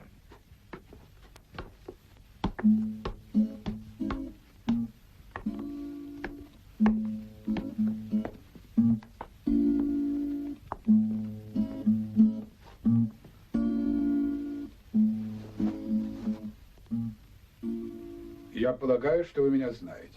Я Моро, королевский банкир. Один из моих родственников, сеньор Ливардес, недавно скончался. В его документах я нашел запись о том, что он вложил в ваше дело 1 миллион. Прошу вас вернуть мне эти деньги, поскольку я являюсь его наследником. Сеньор Ливардес вложил в мое дело 1 миллион. В будущем эта сумма удвоится или утроится? Не надо. Верните деньги.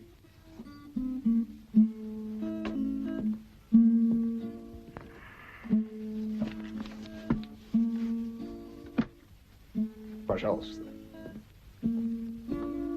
Вот деньги, которые внес сеньор Ливардес.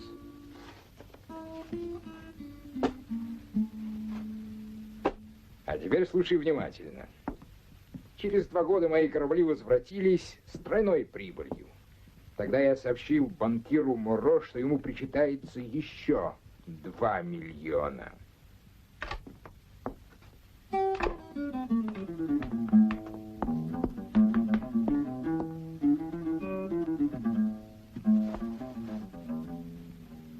Мой хозяин, банкир Моро, просит вам передать, что капитал Ливардес уже внесен в книги, и что больше он этим вопросом заниматься не собирается.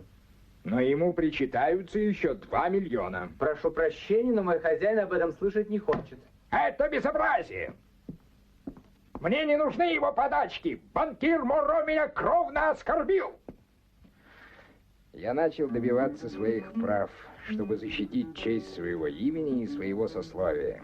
Я начал многочисленные процессы. Севильский суд признал правоту банкира Моро. Нас приговорили к уплате судебных издержек в размере 1000 пиастров. Не удалось добиться справедливости. 6 лет пропали зря. Я должен взять себе эти 2 миллиона? Какая подлость! Я возражаю! Подайте апелляцию! Видишь, сын мой, как много у твоего отца оснований, чтобы запретить тебе всякое общение с кем-либо из дома Моро. И что же дальше? Я попрощался с отцом и, набив карету романами, купленными в Кадиксе, уехал в Мадрид.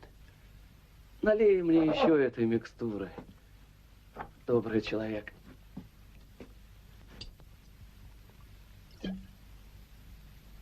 Я чувствую, как ко мне возвращаются силы.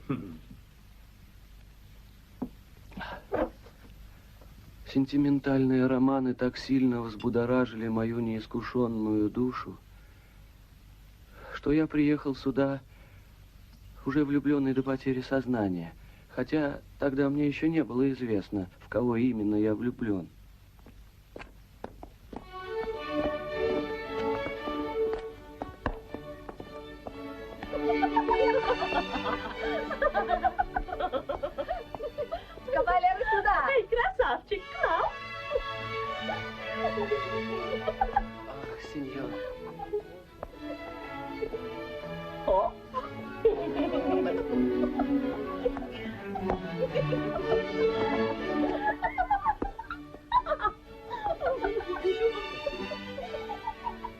Кто это такой? Сундук сеньора, поставьте в альков. Прошу. Разрешите.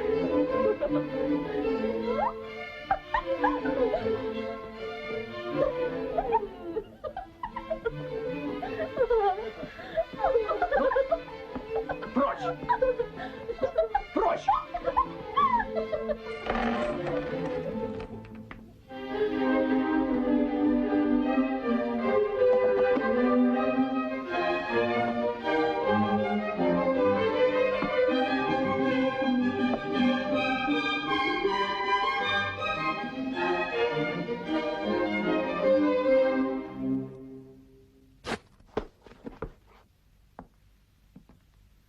Сеньор Дон Лопес Суарес, я в восторге видеть вас у нас в Мадриде. Я широко известен под именем...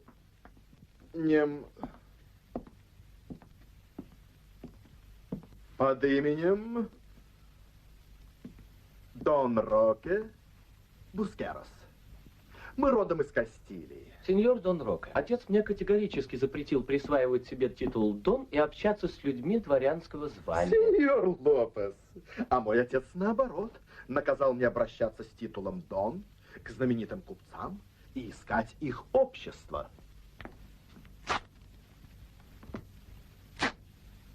А я такой же послушный сын, как и вы.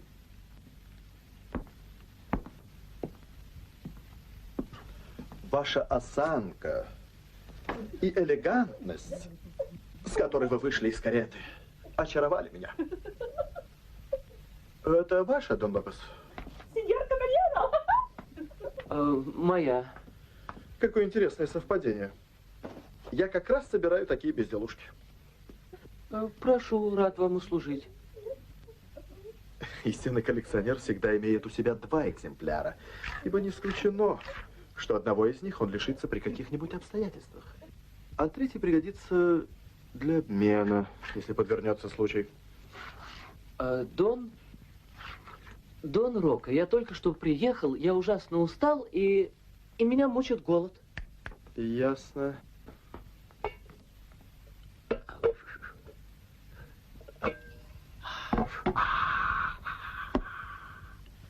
Но у нас в Мадриде как-то не принято есть из одной тарелки.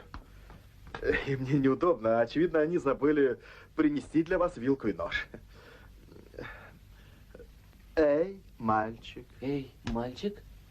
Подай прибор для сеньора. Эй, мальчик, подай прибор для сеньора. Бускерос мне рассказал...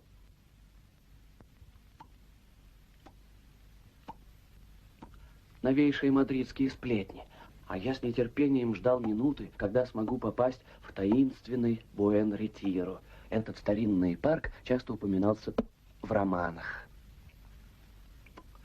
У меня было какое-то предчувствие, что именно в этом парке начнется мое первое любовное приключение.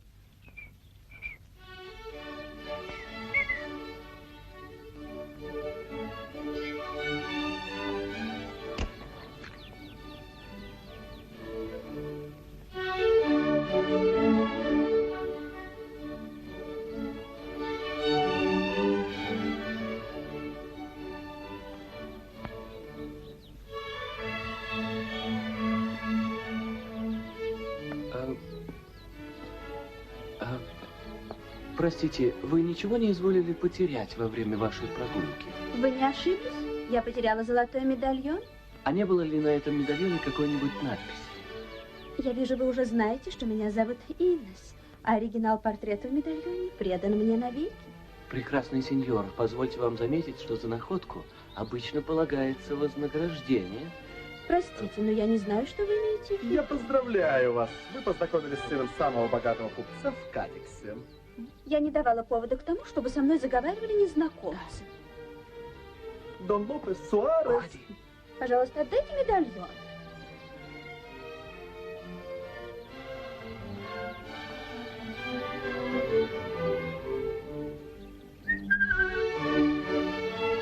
Отстань, отстань!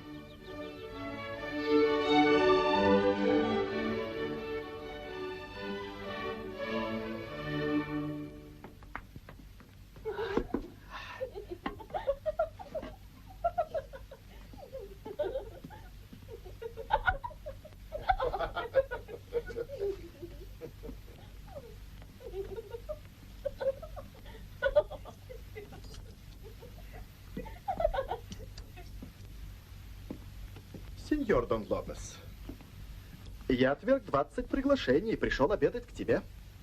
Ты должен признать, что вчера я оказал тебе услугу. Ну, будто невзначай я намекнул сеньорите о том, что ты являешься сыном самого богатого негацианта в Кадиксе.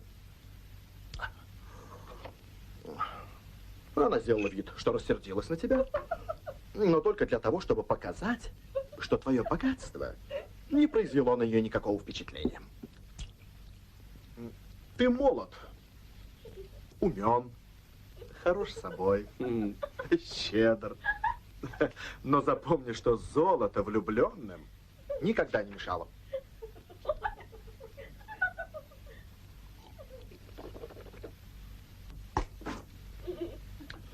Как мы сегодня проведем вечер?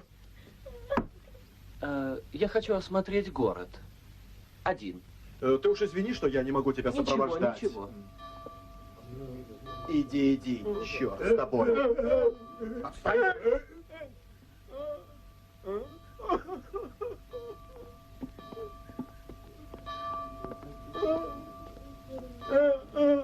Подай убогому, сеньор. Подай убогому, сеньор.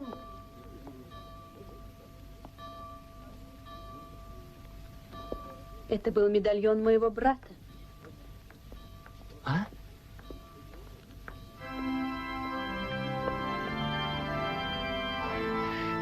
Ни слова, сеньор. Только скажи... Я могу тебе только одно обещать. В следующий раз найдешь мою вещь, получишь награду. Нас не должны видеть вместе.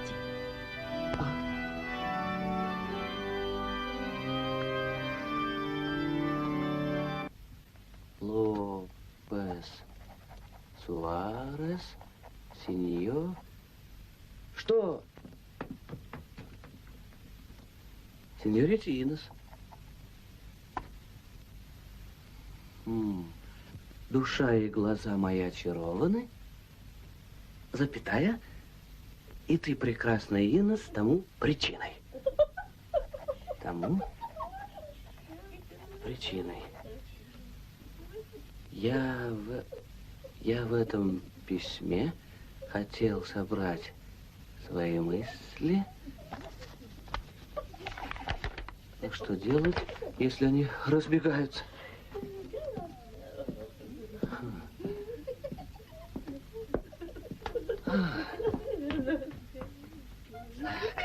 Разбегаются. Так.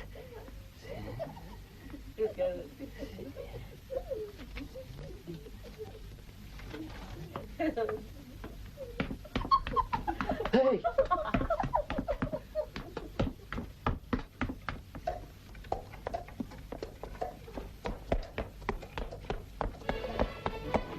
Дон Рока! Отдай! Где ты?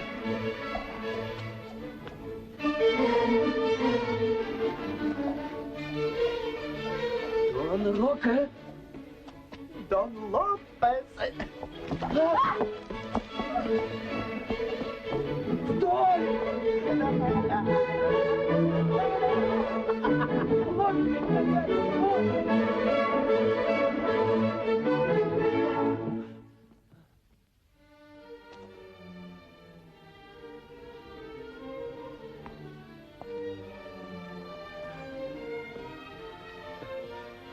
Что же ты волнуешься? Для того письма и существуют, чтобы их вручали. Я тебе опять оказал неоценимую услугу, сеньор.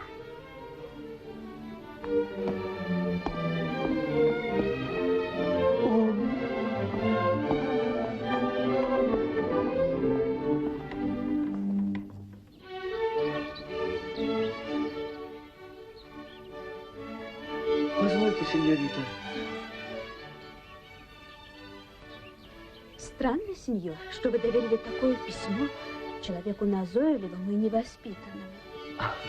И я написал его для собственного удовольствия, а этот подлец сеньор Бускерос у меня его украл. С тех пор, как я приехал в Мадрид, он словно злой дух преследует меня. Возьми, я не могу хранить у себя подобные непристойности.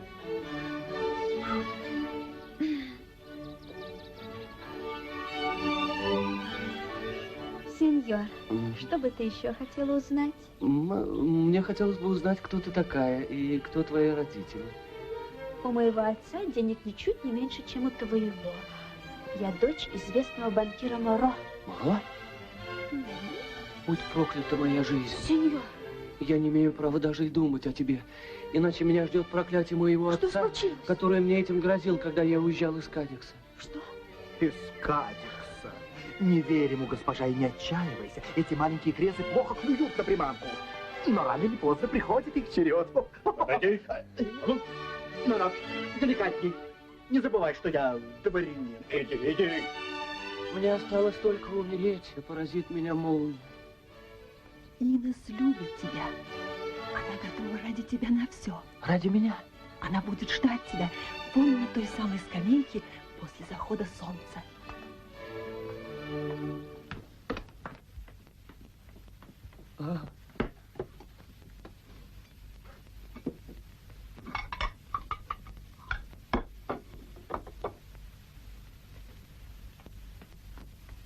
Вторую не надо.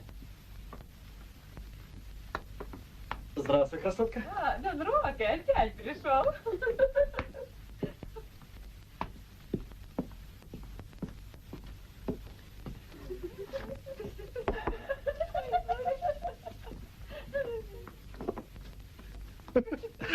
Я понимаю, Дон Лопес, что в твоем возрасте не стремятся к женитьбе. Но твоя отговорка мне кажется нелепой. Проклятие отца, которым он тебе грозил, когда ты уезжал из Кадикса, твое счастье, что мне удалось все уладить. Сеньор Дон Роке, добавь еще одну услугу к тем, которые ты мне уже соблаговолил оказать. Не ходи сегодня в Буэн-Ретиру.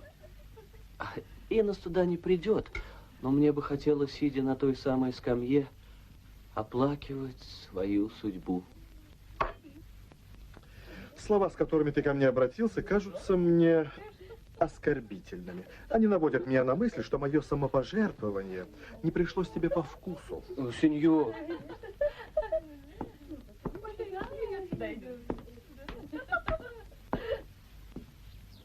Жасмин расточает волшебный аромат. Зелень деревьев стала ярче. А ведь ты только что прошла под ними. Что же делать с сердцем, в котором ты изволила?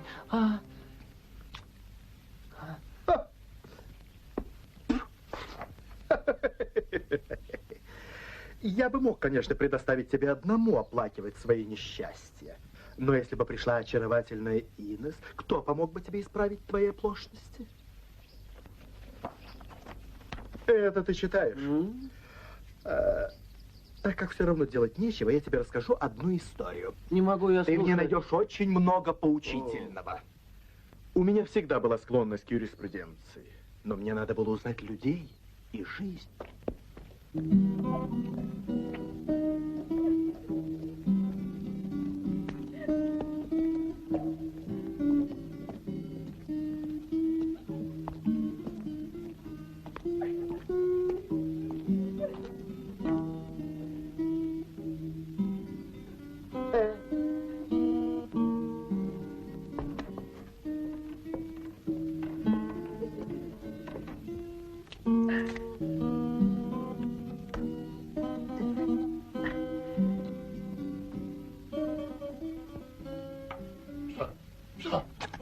Что случилось? Окровавленная голова!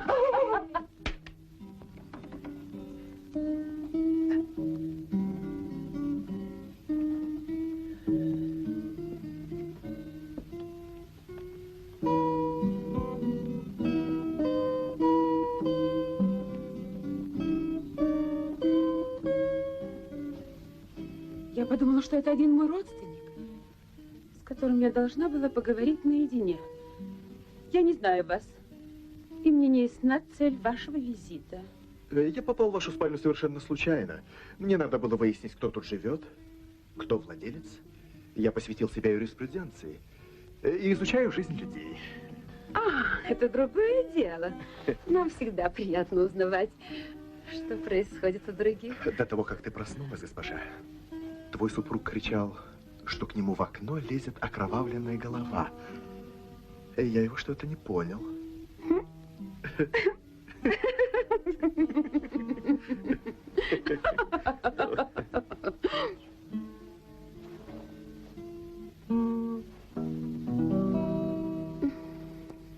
И вот это очаровательное. Сеньор Дон Рок, уже поздно, а я...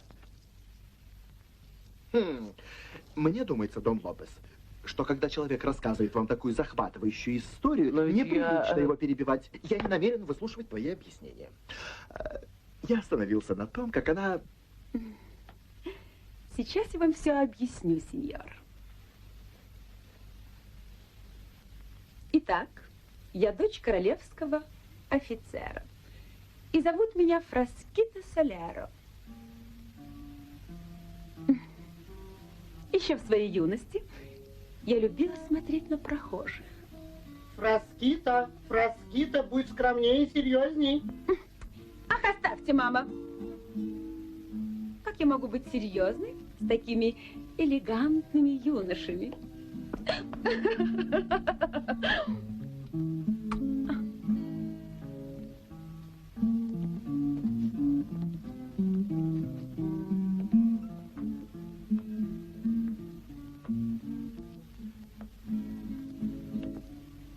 Вы ничего не потеряли, прекрасная сеньорита. Тем хуже для меня. Если бы потеряли этот крестик, я бы его поднял и сохранил как память о вас.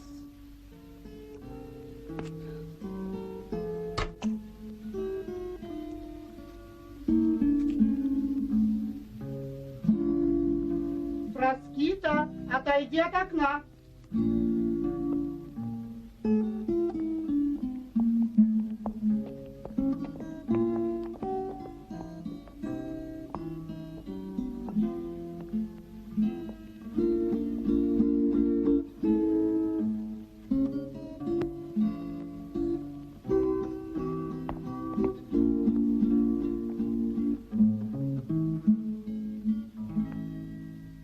Тот юноша больше не появился у окна.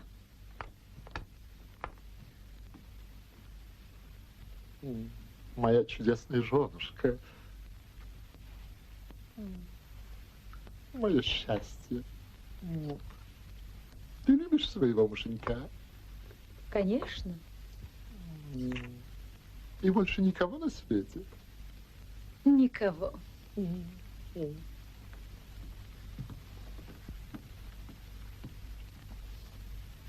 До свидания.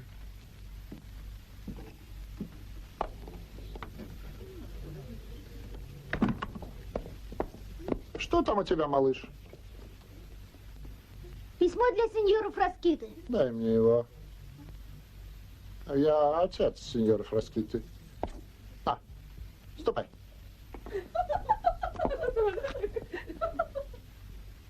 Перстень. Что за перстень? Жду тебя, твой Пеннафлор.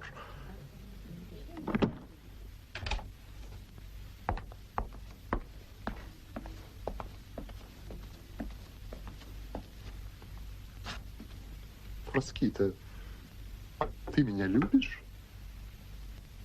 Люблю.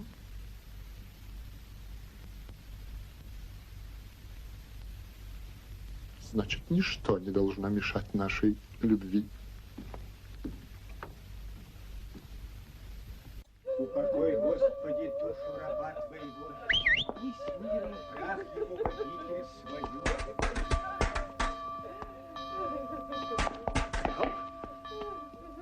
Отличный выпад, Дон Рамиро. Надеюсь, что ваше искусство поможет вам разделаться с графом Пеннафлором. Мне кажется, что ему уже недолго осталось быть грозой мужей. Стоит ли мне прекращать его любовные похождения, если мне придется расплачиваться за его смерть? Где бы мне достать 100 дублонов, чтобы после дуэли уехать отсюда? Я охотно дам тебе 100 дублонов для такой благородной цели.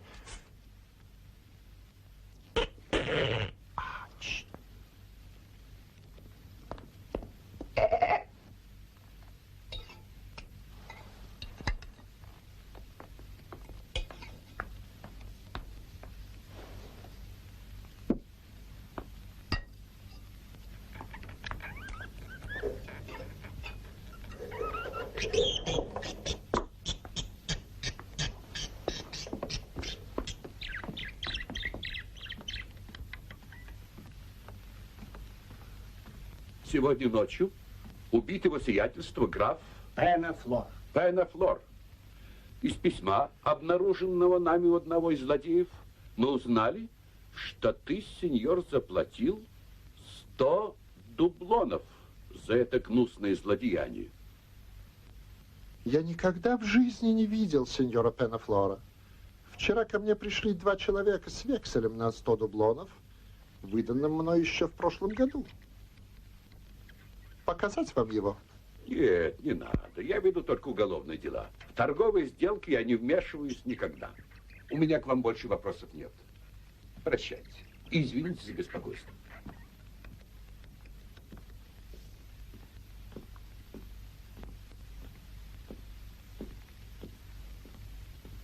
Это правда, что ты велел убить этого сеньора? Ты же его не знаешь.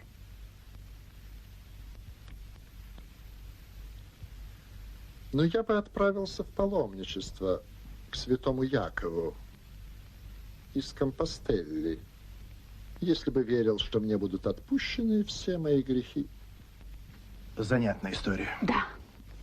И представь себе, с того дня в нашем доме стали происходить удивительные вещи.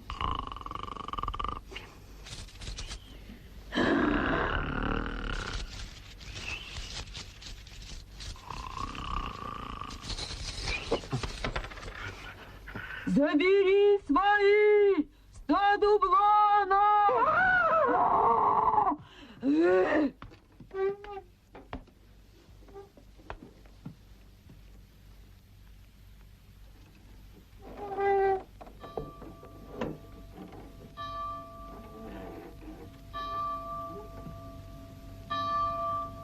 Дон Диего! Дон Диего!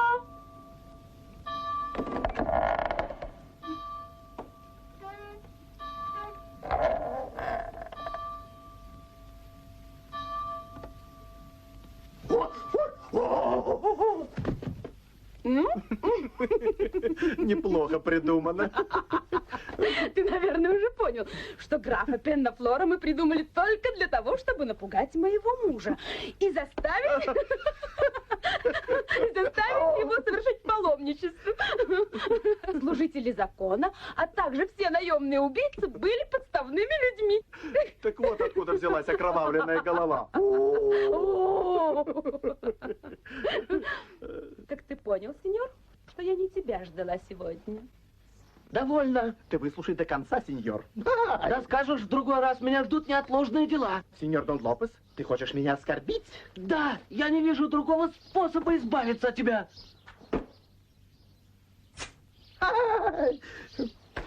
Ну и обрадуется твой папаша, когда я его вызову на твои похороны. А? Ну? Ну.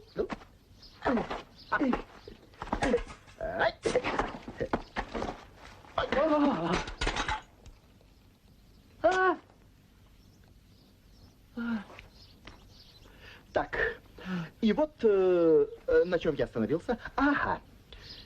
Итак, в ту же самую ночь резко изменилась ситуация, и я познал еще одну сторону жизни.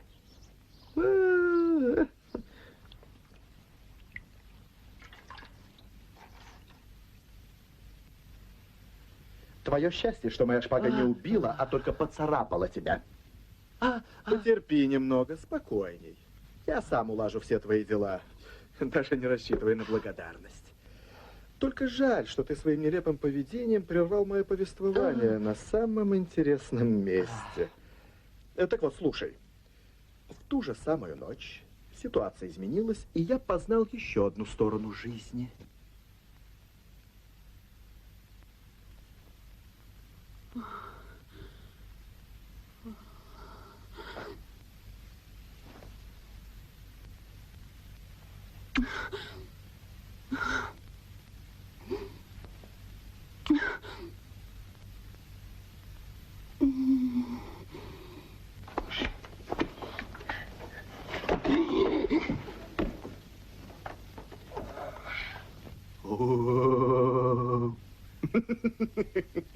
Ну и что? Что дальше? Сеньор Дон Лопес.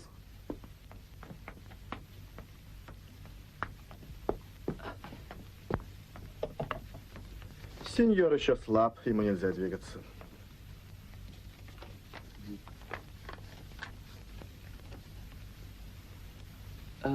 О, какое длинное. От кого письмо? Скажи, в чем дело? Ну, чего ты нетерпеливый? Оно от прекрасной Инес. Все будет исполнено. Объясни мне, что случилось? Прекрасная Инес просит тебя явиться к ней сегодня вечером. Меня? Завтра свадьба. Ты доволен? Прийти в дом Моро? А как я туда попаду? Ты можешь мне объяснить, как я попаду Помолчи. туда? Ведь их дом охраняется. Есть старый испытанный способ. Не беспокойся. Я берусь все уладить. Ну-ка. Да, сеньор. Ну-ка, ну-ка. О. Ты бы без меня пропал.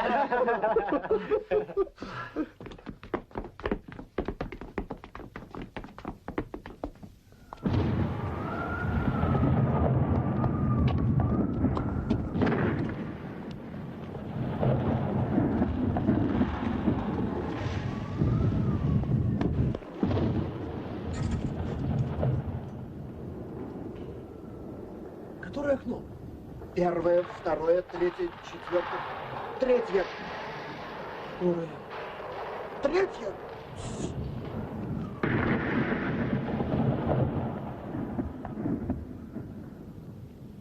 Вот окно прекрасное, Инес. Как бьется сердце.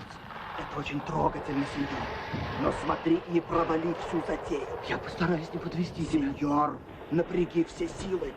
Счастье не дается даром. Да-да. Как только я хлопну в ладоши, сразу поднимайся в рай. Готово. Спасибо.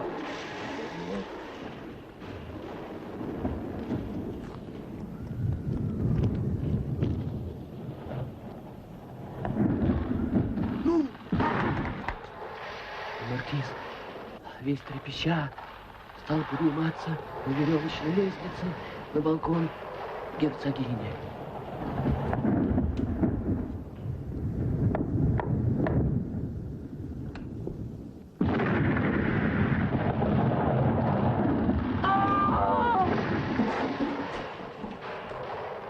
Скажи, ты убит? Да, убит! А есть ли чистилище на том свете? Есть, и я в нем нахожусь.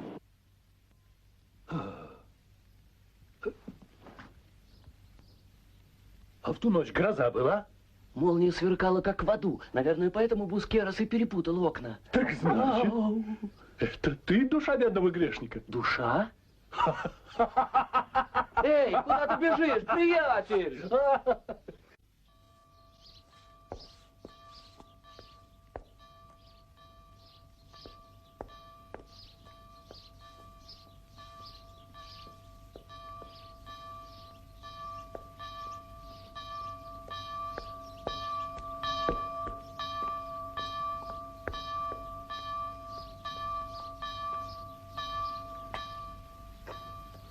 Сеньор Толедо. Сеньор, Оставь меня, послушай. грешника.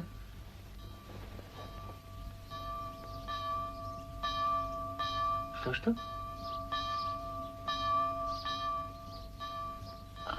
Значит, конец покаянию. Угу.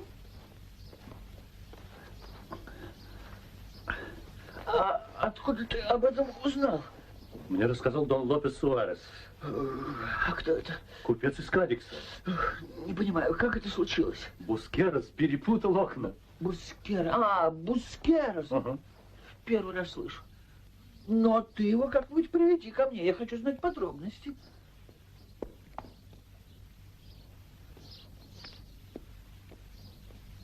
Как ты думаешь, та молодая дама, которая тебе дала перчатку, еще верна мне, а? Несомненно. Ну тогда все хорошо. Иди отсюда, иди. Мне пришлось разыскать этого наглеца, сеньора Бускероса. Прошу тебя, не прерывай свой рассказ. Прости меня, но мне нужно уделить несколько минут этому человеку. Фраскита рассказала сперва свою историю Бускеросу, тот Лопесу Суаресу, а этот, в свою очередь, сеньору Авадоро. Ну как тут с ума не сойти? Сначала как будто все очень просто. Может показаться, что история подходит к концу, но первая история рождает вторую, а вторая третью. Да, это что-то вроде непрерывных дробей, которые можно продолжать до бесконечности. Я капитан гвардии, а не философ.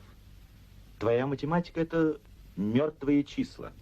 Числа, которые вы называете мертвыми, 0 и плюс-минус единица, дали когда-то Архимеду и Ньютону божественную власть. Я верю, что они очень уважаемые люди, но я о них не имею ни малейшего понятия.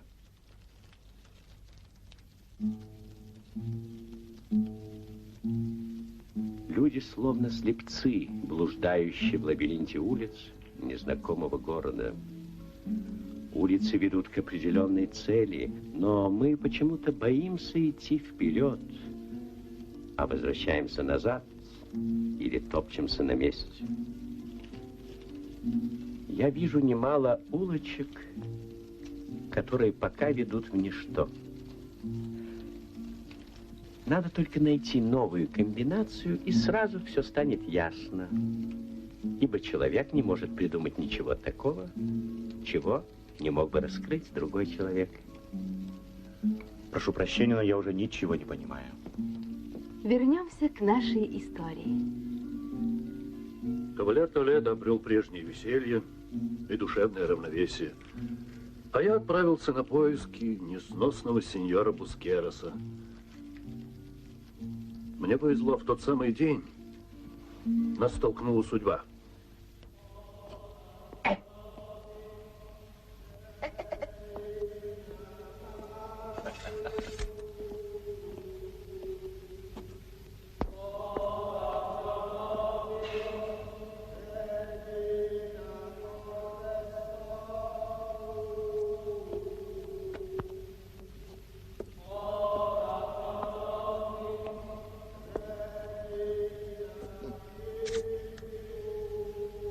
Ты мне нравишься. Беру тебя на службу. Благодари небо, открывшее перед тобой столь прекрасные возможности. Наверное, до сих пор ты не встречал таких дворян, как я. Я могу тебе доказать, что тоже получил воспитание, достойное настоящего дворянина. А нищим я стал не по своей вине, а по воле всесильного Рока.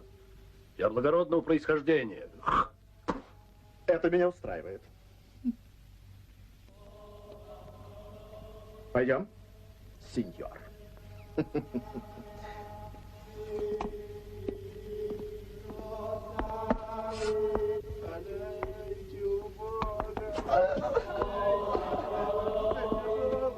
Я думаю, что вначале ты не станешь очень утруждать себя у меня на службе, ибо не будешь получать никакого вознаграждения.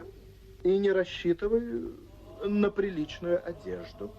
А что касается твоего питания... Скажи, сеньор, ты случайно не тот Дон Бускерос, которому многим обязан некий Суарес? А? Да, это я. И я бы, несомненно, довел дело до конца, если бы из-за этой дурацкой грозы не перепутал окна. Но еще не все потеряно. Дон Толедо хочет познакомиться с тобой, сеньор. Толедо? Угу. Сочту для себя за честь. Я узнал, что отец молодого Суареса прибыл из Кадикса и остановился в этом доме. Но, не дождавшись сына, отправился в город.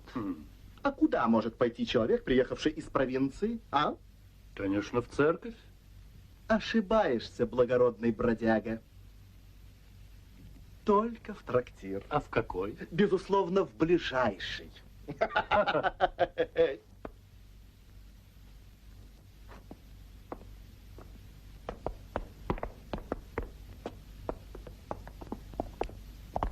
Смотри, ни глотка вина. Плащ на плечо. Поправь жабо. Нет, твое дело. Иди вперед.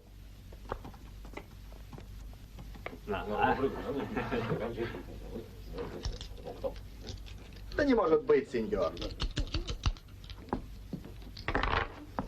Ты должен признать, что Кадикс более значительный город, чем Мадрид. А тебе известно, что сеньор Суарес мог вести торговлю только благодаря деньгам, которые ему судил некий сеньор Ливардес. А потом банкир Моро должен был начать процесс, чтобы вернуть миллион, который Ливардес дал Суаресу. Процесс начал не Моро, а Суарес, чтобы заставить Моро принять 2 миллиона, которые явились прибылью от вложенного капитала. То, что дом Суареса, ведущий торговый дом Испании, такая же непреложная истина, как то, что ты неосведомленный болтун. Благодарю тебя за компанию.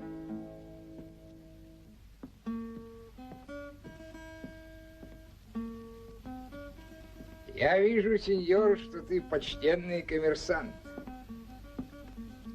Твои слова, сеньор, доставили мне удовольствие. Я Гаспар Суарес из Кадикса. Меня зовут Мурадеро. Тебя мне послало небо. Я понял из твоего разговора с этим сопляком, что ты хорошо знаешь жизнь. Я к твоим услугам. Я отправил сюда своего сына и не разрешил ему называться Дон. Правильно общаться делаешь. с дворянами. Весьма разумно. Обнажать шпагу. Вы воплощение мудрости. И представь себе, мой Лопес называет себя Дон Лопес. А единственный человек, с которым он свел дружбу, это какой-то дворянин, зовут его Бускерос. Как я вас понимаю. И мало того, он дрался на дуэли и был выброшен из окна. Поэтому я решил немедленно его женить. Не знаешь ли ты, сеньор, какой-нибудь девушки из добропорядочной семьи? Знаю. Какое удачное совпадение. Ее отец, известный коммерсант, тоже впал в гнев и заявил, что отправит ее в монастырь, если она в течение 3 дней не найдет себе жениха. Я бы охотно с ней побеседовал. Она явится сегодня же. Как в корчме? Девушка из семьи почтенного коммерсанта? Инкогнито, но надо торопиться. Прошу. Сеньор заплатит. До свидания.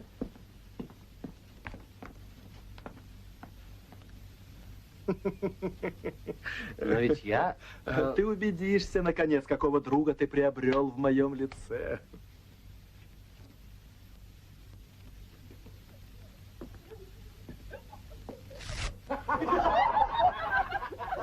Ты должен признать, Дон Лопес, что всю эту сложнейшую операцию придумал благородный Дон Бускерос.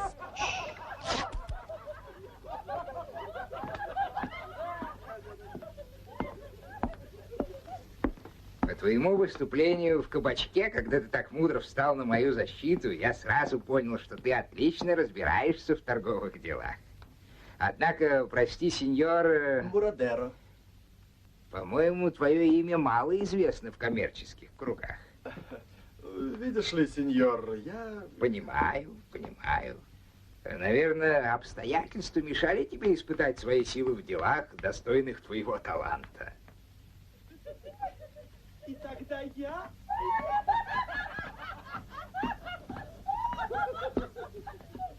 Не думай, что я легкомысленна, сеньор. Это далеко не так. Я пришла, потому что неожиданный гнев моего отца заставил меня искать спасения. Я глубоко уважаю семью Суарес. О, поверь, я восхищен. Сеньор, ты собираешься жениться на сеньорите Моро? Ты сказал Моро? Значит, ты приставал к моей сестре, сеньор, не имея серьезных намерений. Но позволь, сеньор, это недоразумение. Раз ты стоял на коленях перед моей сестрой, значит, ты молод и можешь со мной драться. Бери шпагу или прыгай в окно. Как в окно? Сеньор, ты должен защитить свою честь.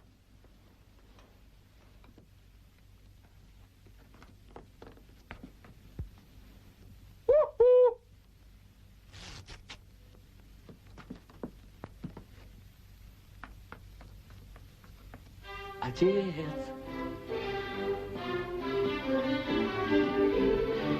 Сын, я же тебе запретил заводить дружбу с дворянами. Я дружил только с одним, отец, а он, оказывается, дружит и с тобой. Тебе не следовало драться с ним. Не забудь, сеньор, что ты еще держишь шпагу в руке.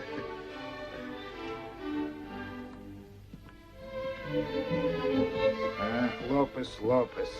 Почему ты выбрал именно дочь Моро? Не забудь, сеньор, что ты недавно сам стоял перед ней на коленях.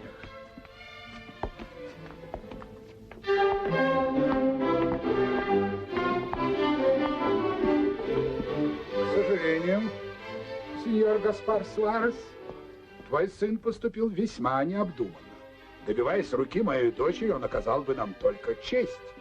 А он попытался залезть к ней в окно. Его поведение было, несомненно, результатом неприязни, которую ты ко мне питаешь, из-за 2 миллионов, которые я, по-твоему, должен был принять. Поэтому я приму их, если ты позволишь мне прибавить к ним еще 2. Я отдам их твоему сыну вместе с рукой моей единственной дочери.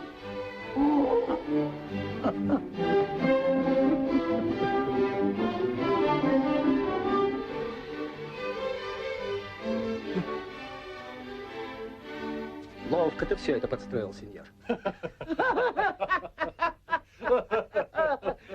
Ну, просто комедия. Вот это комедия. Ну, а чем кончилась эта история, ты уже, наверное, догадался. Лопеса перенесли в дом его будущего тестя, и надо полагать, что старания Инес посодействуют его скорейшему выздоровлению. А сейчас я был бы не прочь послушать, чем кончилось твое ночное приключение, а? Это твоя маленькая Фраскита была действительно такой восхитительной. А? Но историю, которую ты упомянул, я ведь рассказывал не тебе, а молодому Суаресу. Да-да, но молодой Суарес рассказал ее моему приятелю, а он, в свою очередь, рассказал ее мне. Я вижу, сеньор, что у тебя удивительная память. Но ввиду того, что тебе уже известна история Фраскиты, мне следует перейти к истории ее мужа и рассказать тебе, каким образом он завел знакомство с одним бедным и несчастным юношей. Прошу. В ту же ночь ситуация резко изменилась, и я познал еще одну сторону жизни.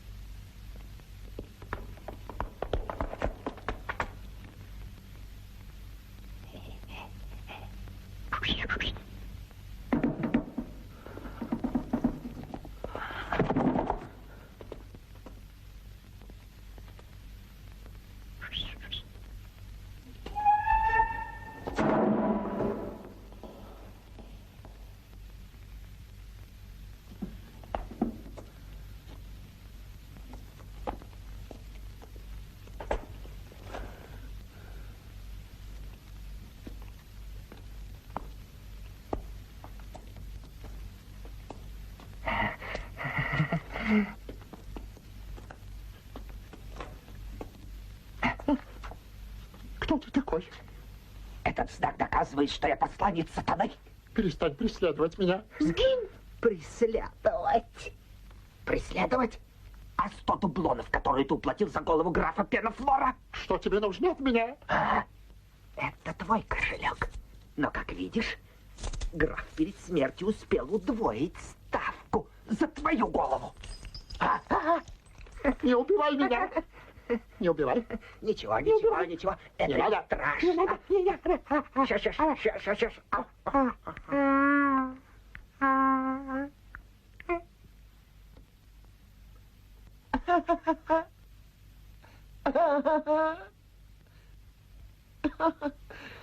Должен признаться, сеньор, что ты очень развлек меня. Я в тебе не ошибся. Прости меня, сеньор, что я говорю о вещах, само упоминание о которых является грехом. Однако эта история очень поучительна.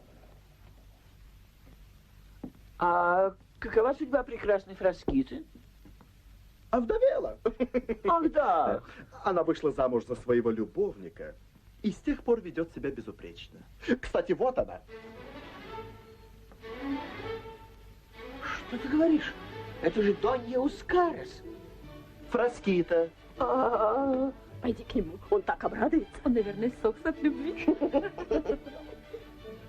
Как же быть? Я не хочу ее видеть. В окно, другого выхода нет. Она говорила, что у нее не было любовников для меня. На свете есть еще и другие прекрасные женщины. Ой, ой, ой, ой, ой. Толедо. Сеньор Толедо. Бегите. Толедо. Ой, без паники. Ой, без паники. Вставай.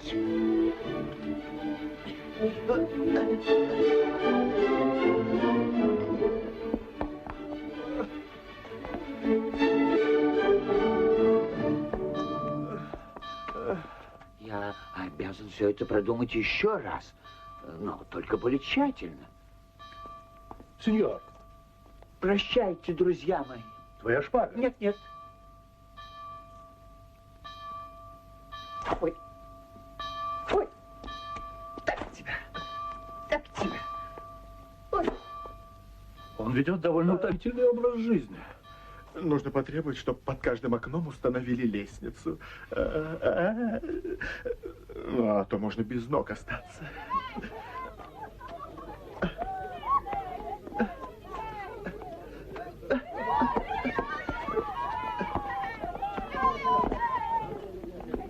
Из-за чего они дерутся? Из-за чего могут драться дворяне? Что здесь происходит? Господа офицеры гвардии разошлись во мнении. Этот будет пятым.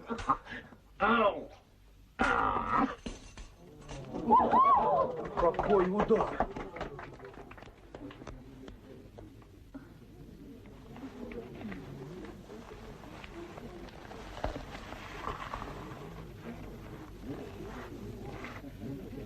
Наверное, этого человека оскорбили. Его даже не успели оскорбить. Вот это герой, настоящий мужчина. Такой никого не испугает.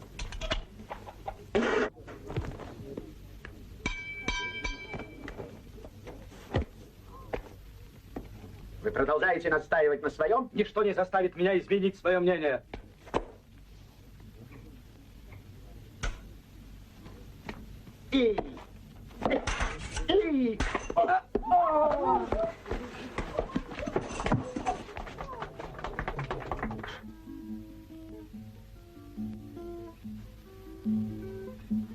Если я не ошибаюсь, храбрый офицер, дравшийся в тот день со столькими противниками, был твой отец, сеньор.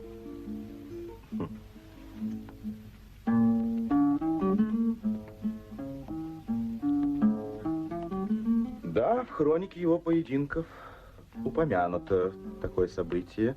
Желая избежать ссоры, он дрался с утра до вечера. 5 он ранил в полдень, а 7 вечером. И правильно сделал. Он пытался предотвратить ссору. Так закончилась эта история. Вы хотели, чтобы я рассказал вам о своих приключениях? Надеюсь, что я вам не наскучил. Но пора расстаться. В расставании... Прошу прощения, сеньора. В расставании тоже есть своя прелесть.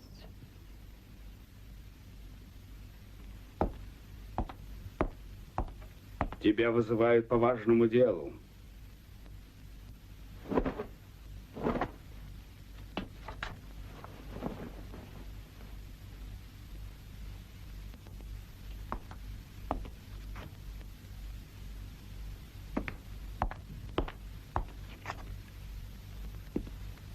Но ведь здесь говорили мне...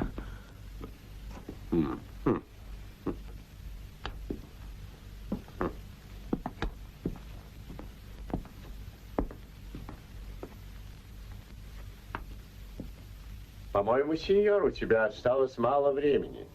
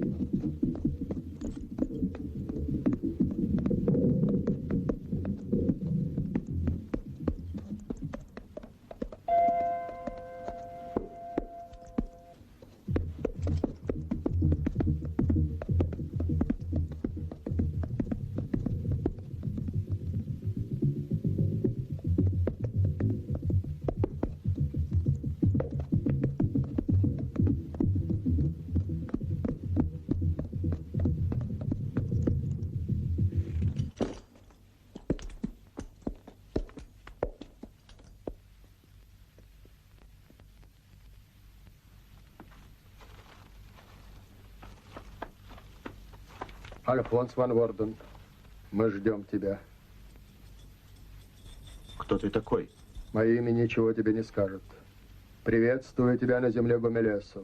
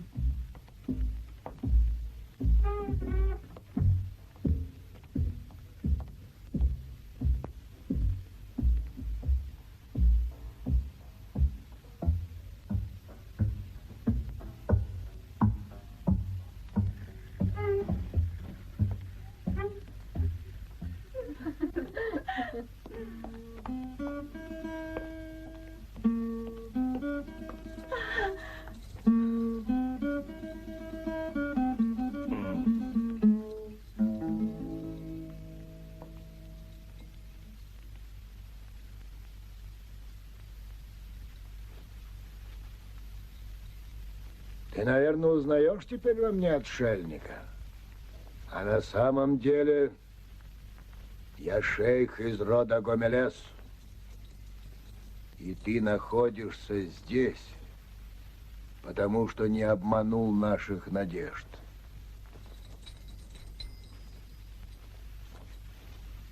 Шейх, я капитан Валлонской гвардии. Настала минута открыть тебе тайну нашего рода. Пророк благословил вашу любовь. Каждый из них скоро станет матерью и продолжит наш род.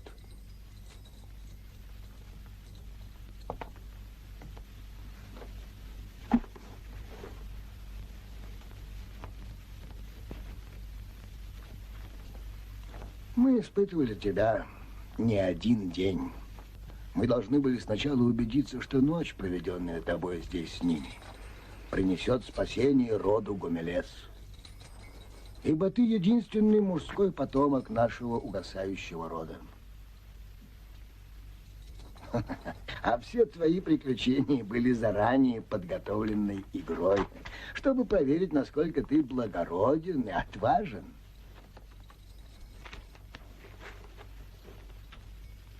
Значит, твои люди были духами и привидениями?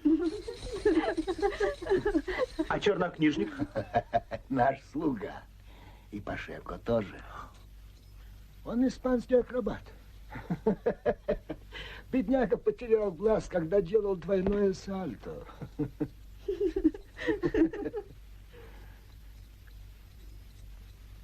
Если ты мне скажешь, что и Веласкес, то я не поверю.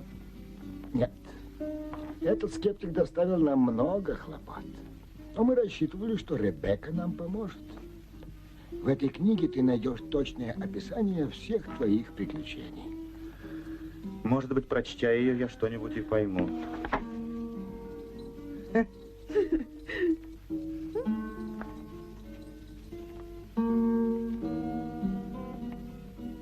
Конец допиши сам.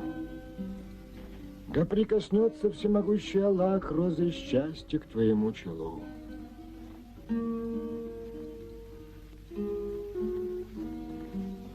Поцелуй его, Зибельда.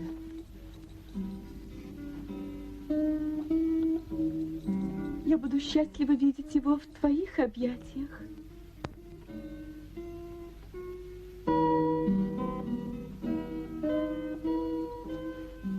Каждый раз, когда я вас вижу, я с беспокойством думаю, что больше не встречу вас. Возможно, что мы больше не встретимся с тобой. Но мы всегда будем жить в твоих воспоминаниях. Что же, в расставании есть своя прелесть. Ну а сейчас, когда мне все известно, признайтесь мне, кто вы такие на самом деле? Альфонс, закрой глаза. Ну? А когда услышишь свое имя, пойдешь за нами?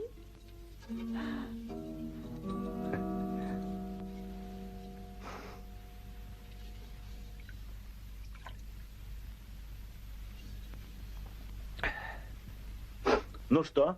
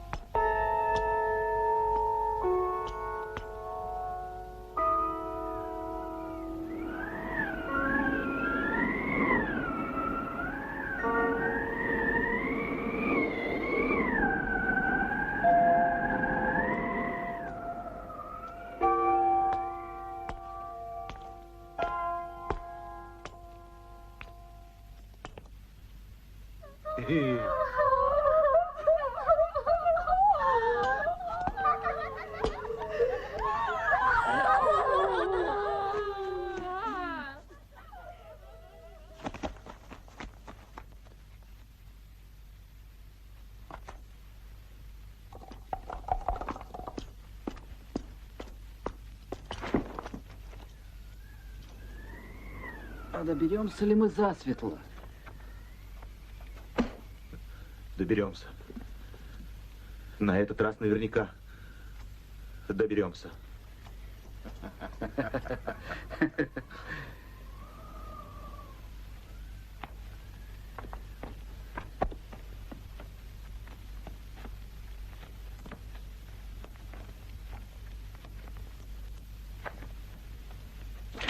Где вы были? Мы искали наших мулов. Готовьтесь в дорогу. Быстрей!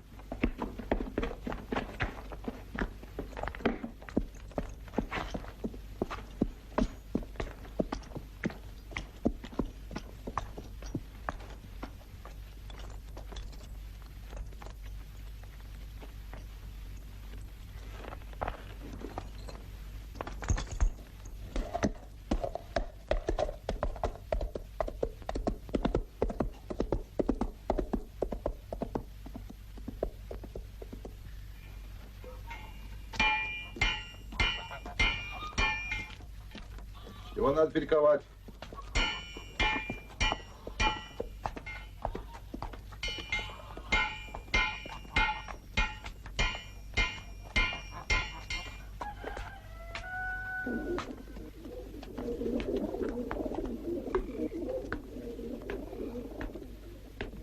Удобная комната, мягкие постели, полный покой. Вот чем славится моя корчма. Меня все считали умершим. И очень радовались. Все этому безумно радовались. Один только их отец, шейх, огорчился, увидев меня такого слабого, с подорванным здоровьем. Обед для сеньора. Живо! И две чужеземки, которые вчера остановились в этой корчме, приглашают тебя на ужин. Что ты говоришь? Где?